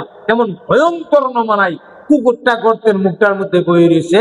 এটাও বললাম জিন্দা না, এটাও জিন্দা না, এটাও ঘুমাই নিছে, এটারও আল্লাহ হেরার পাবে ভালাই ফেলেছে, এটাও এই অবস্থায় আছে। কিন্তু দেখলে মনে হইতো কাছে গেলে বাপ বালানা যে ভয়ঙ্কর নমনা দেখা যা, ধৈর্য ফালাইবো, খাইয়া ফালাইবো। এটা তো কুদরতের বিষয়। 309 বছর পরে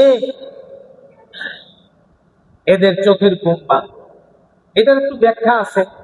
মূল ঘুমটা ভাঙছে 300 বছর পরে। এই ঘুমটা আল্লাহই ভাঙাই দিল। 300 বছর পরে ঘুমটা ভাঙছে, মূল ঘুমটা। যখন ডাক দেওয়া হইছে তখন তারা উঠটা বইছে, ওই আজ একটা উঙ্গানি দিছে, উঙ্গানি। ঘুমতে উঠতে তো মানুষ ফালতা খালি থাকা না, বিস্তার যখন ঘুমাইতে হে তখন আস্তে আস্তে ঘুমতে উঠটা বসে, পয়সা টয়সা করতাম উঙ্গায় উঙ্গায় সেরা, এবারে শরীরটা ভাঙ্গি ফুঙ্গি দিয়ে সেরা, সব কিন্তু বন্ধু, ইটা করতেছে, এইটা করতেছে, চাউরাইতেছে, আবার ঘুমাইতে আছে, মানে শহরের ঘুমটা যাইতেছে না, উঠতেও পারতেছে না। তো এইটা ঘুমের আওতায় করা হয়েছে। ওই যে উঠটা বই আছে ফাঙ্গানি ফুঙ্গানিটা দিছে, এর ভিতরে গেছে আরো 9 বছর। এমনি এমনি হইলো 309 বছর। 309 বছর পরে এরা ঘুম থেকে জাগার পরে এরা অনুভব করতে পারলো এদের পেটের মধ্যে খিদা। চিন্তা করছেন অবস্থা? 309 বছর পরে ঘুম দুইটা অনুভব করতে পারতেছে এর পেটের মধ্যে কি ক্ষুধা, খিদা লাগার কথা। পেটের নারী মুড়ি উজুরি বলতে সে লাগার কথা না, অনুভব করতে পারতেছে পেটের খিদা। এখন এদের মধ্য থেকে এরা 2 জনরে বাজারে পাঠাইছে। বাজারে যে পাঠাইছে, এরার কাছে টাকাটা যে আছে, এই টাকাটা কার আমলের? 309 বছর আগের ডাকিয়ানুস বাদশার আমলের টাকা। এই মুদ্রা লইয়া এরা তো বাজারে গেছে। বাজারে যখন দোকানদারের কাছে গেছে, দোকানদারের কাছে গিয়া যখন এই টাকা পেশ করছে, দোকানদার এই টাকা দিচ্ছে যা আতুলে ঘটনা কি, যার সন্ত অনেক আগে দেখা যায় 200-300 বছর আগের টাকা, এই টাকা লইয়া এরা এলো পত্রিকা বা এটা লইয়া এরা বাজার সদাই করতে আসলো, ঘটনা কি? তো দোকানদার এদের কিছু প্রশ্ন করতেছে। আবার এরা যাওয়ার সময় কাফেলা বুঝাইয়া দিয়ে দিচ্ছে, তাইও সাবধান, কেউ যেন বুঝতে না পারে, সাবধানতার সাথে কাজ করো। হ্যাঁ, বুঝতে পারলে কিন্তু অসুবিধা আছে। এমনি যে জালেম থেকে লুকাই আইছি, টের ফাইলে কিন্তু উপায় নাই। আইসা যা পরে দোকানদার টাকাটা উল্টে পাল্টে দেখে, তো এরাও দোকানদার একটু সন্দেহ করতেছে, আর দোকানদারও এরা একটু সন্দেহ করতেছে। দোকানদার দিকে, আচ্ছা ভাই আপনারা কারা, আমাদের বাড়ি করি, ভাই বাড়ি দিয়া আর কারা দিয়ে কিটা করবেন, আমরা আইছি সদাই পত্র নিবার লাগিয়া, আমরা সদাই দেন, আমরা যাই গিয়া ও সদাই যে দিতাম ভাই, এই টাকা তো ভাই আজকার টাকা না, এই যুগের টাকা না, কি তৈছে টেহা তো ভাই 309 বছর আগের টাকা। এই কথা কইছে, এরা সংখ্যায় হচ্ছে, এরাও তো জানে না ও কদিন যে ঘুমাইছে, কথাটা বুঝেন না, এতদিন যে ঘুমাইছে এটা তো এরাও জানে না, গেছে এত ঘুমের মধ্যে সময় কাটটা। আচ্ছা 309 বছর আগে কেন ভাই, এখন কি চাকরি বাসার জমানা না? এরা ঘুরে প্রশ্ন করতো, না না না, এটা তো বহু আগে, 309 বছর আগে আমরা ইতিহাসে পড়ছি, এক জালেম বাদশা ছিল, তাকে নিজেরা ক্ষুধার দাবি করতো, অত্যাচারী বাদশা। বলো ওহন কোন বাদশার জমানা? বলে ওহন যে বাদশা, উনি তো আল্লাহওয়ালা মানুষ, মুসলমান, তারপরে আমরাও মুসলমান। বলে ওনার নাম কি? বলে ওনার নাম তরতুস। ওনার নাম তারতুস। তারতুস হলে উনি কি মুসলমান? বলে মুসলমান। আপনারা? বলে আমরা তো মুসলমান। দোকানদার কয় আপনি তো, আমিও তো মুসলমান। এখন তো আপনার ঘটনা, এখন এখানে তো ঘটনা না পেলাম, মানে না। ঠিক আছে, তাইলে আমার কাছে ঘটনা না শুনে আপনারা চলেন আমাদের আস্তানায়, আপনাদেরকে নিয়ে যায়। দোকানদারের লইয়া আরো 2-1 লইয়া আস্তানা গেছে, হেরাও করতে ভেতর দিকে বাইরে গিয়েছে, আমাদের না বুঝেও ভাই নাই, বের হয়ে আসছে, পুরা কারগুজারি শুনছে। বাদশাহ তার তুলসের কাছে যখন খবর আসছে, বাদশাহ নিজে স্বয়ং পরিদর্শন করতে গেছে, গর্তটা পরিদর্শন করেছে না, এটা আল্লাহর কুদরতের একটা নিদর্শন। এখন বাদশাহ তার নিজ উদ্যোগে এই জায়গার মধ্যে আল্লাহ পাকের একটা ঘর, কিয়ামত পর্যন্ত জায়গাটা ইতিহাস হয়ে থাকার জন্য আল্লাহ পাকের একটা ঘর, একটা মসজিদ নির্মাণ করেছে। এই মসজিদ আজও পর্যন্ত আছে। এই হইল মোটামুটি কথা। এটা হইল তাদের প্রথম প্রশ্নের জবাব। হ্যাঁ, প্রথম প্রশ্নের জবাব। এখন 2 নাম্বার যে প্রশ্নটা ছিল, 2 নাম্বার প্রশ্নটা মনে আসেনি? বুঝে লাইছেন? অনেক লম্বা ঘটনা, সংক্ষেপ করে ফেললিস। 2 নাম্বার ঘটনাটা মনে আছে? প্রশ্নটা, কোন ব্যক্তিটা পশ্চিম থেকে পূর্ব, পূর্ব থেকে পশ্চিম সফর করেছে? এটা অনেক লম্বা ঘটনা। কি দেখছিল গিয়া? শুধু ব্যক্তিটার নামটা বলে দেই, এই ব্যক্তিটার নাম বাদশাহ জুলকারনাইন। বলুন, লোকটার নাম কি? ইয়াসআলুনাকা আন যিল কারনাইন কুল সাআতলু আলাইকুম মিনহু যিকরা। নবী গো, আপনাকে ওরা জুলকারনাইন সম্পর্কে প্রশ্ন করে, আমি জুলকারনাইনের বিষয়ে আপনাকে আমি জানাইয়া দিতেছি। এখন থেকে জুলকারনাইনের সফরের কথা শুরু হবে। প্রথম দিনই কোন দিকে যাবেন, সেখানে কি দেখবেন, এরপর কোন দিক যাবেন, সেখানে কি দেখবেন, সে অনেক কথা কোরআন শরীফে লম্বা আলোচনা এই সূরার ভেতরে। আর 3 নাম্বার হইল ইয়াসআলুনাকা আনির রূহ কুলির রূহু মিন আমরি রাব্বিক। আপনাকে প্রশ্ন করা হয়েছে রূহ সম্পর্কে, আপনি তাদেরকে জানাইয়া দিন। রূহ এটা এমন কোন মানব দেহের এমন কোন পার্টস না বা অঙ্গ না যেটাকে ধরা যায়, ছোঁয়া যায় বা দেখা যায়, বরং আপনি বলে দেন, হ্যাঁ, কুলির রূহু মিন আমরি রাব্বিক। রূহ হইল রবের একটা হুকুম মাত্র। আল্লাহ হুকুম করছে তুমি জিন্দা থাকো, আল্লাহ হুকুম করবে তুমি মরে যাও। যতক্ষণ আল্লাহর হুকুমটা আছে তুমি জিন্দা থাকো, আমি জিন্দা থাকবো। যখন আল্লাহর হুকুম হবে তুমি মরে যাও, আমি মরে যাব। এটা আলাদা কোনো ধরা ছোঁয়ার কোনো বিষয় না। হাত ধরা যায়, ছোঁয়া যায়, আঙ্গুলটা ধরা যায়, ছোঁয়া যায়, মাথাটা ফেটে গেলে কিছু হইলে ব্যবস্থা নেওয়া যায় বা ধরা যায়, ছোঁয়া যায়, অন্যান্য অঙ্গগুলি ধরা যায়, ছোঁয়া যায়, দেখা যায়, কিন্তু রূহ দেখা যায় না।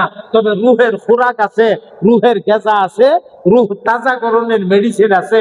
রুহ তাজাকরণের দুইটা মেডিসিনের কথা বলে দেওয়া যায়।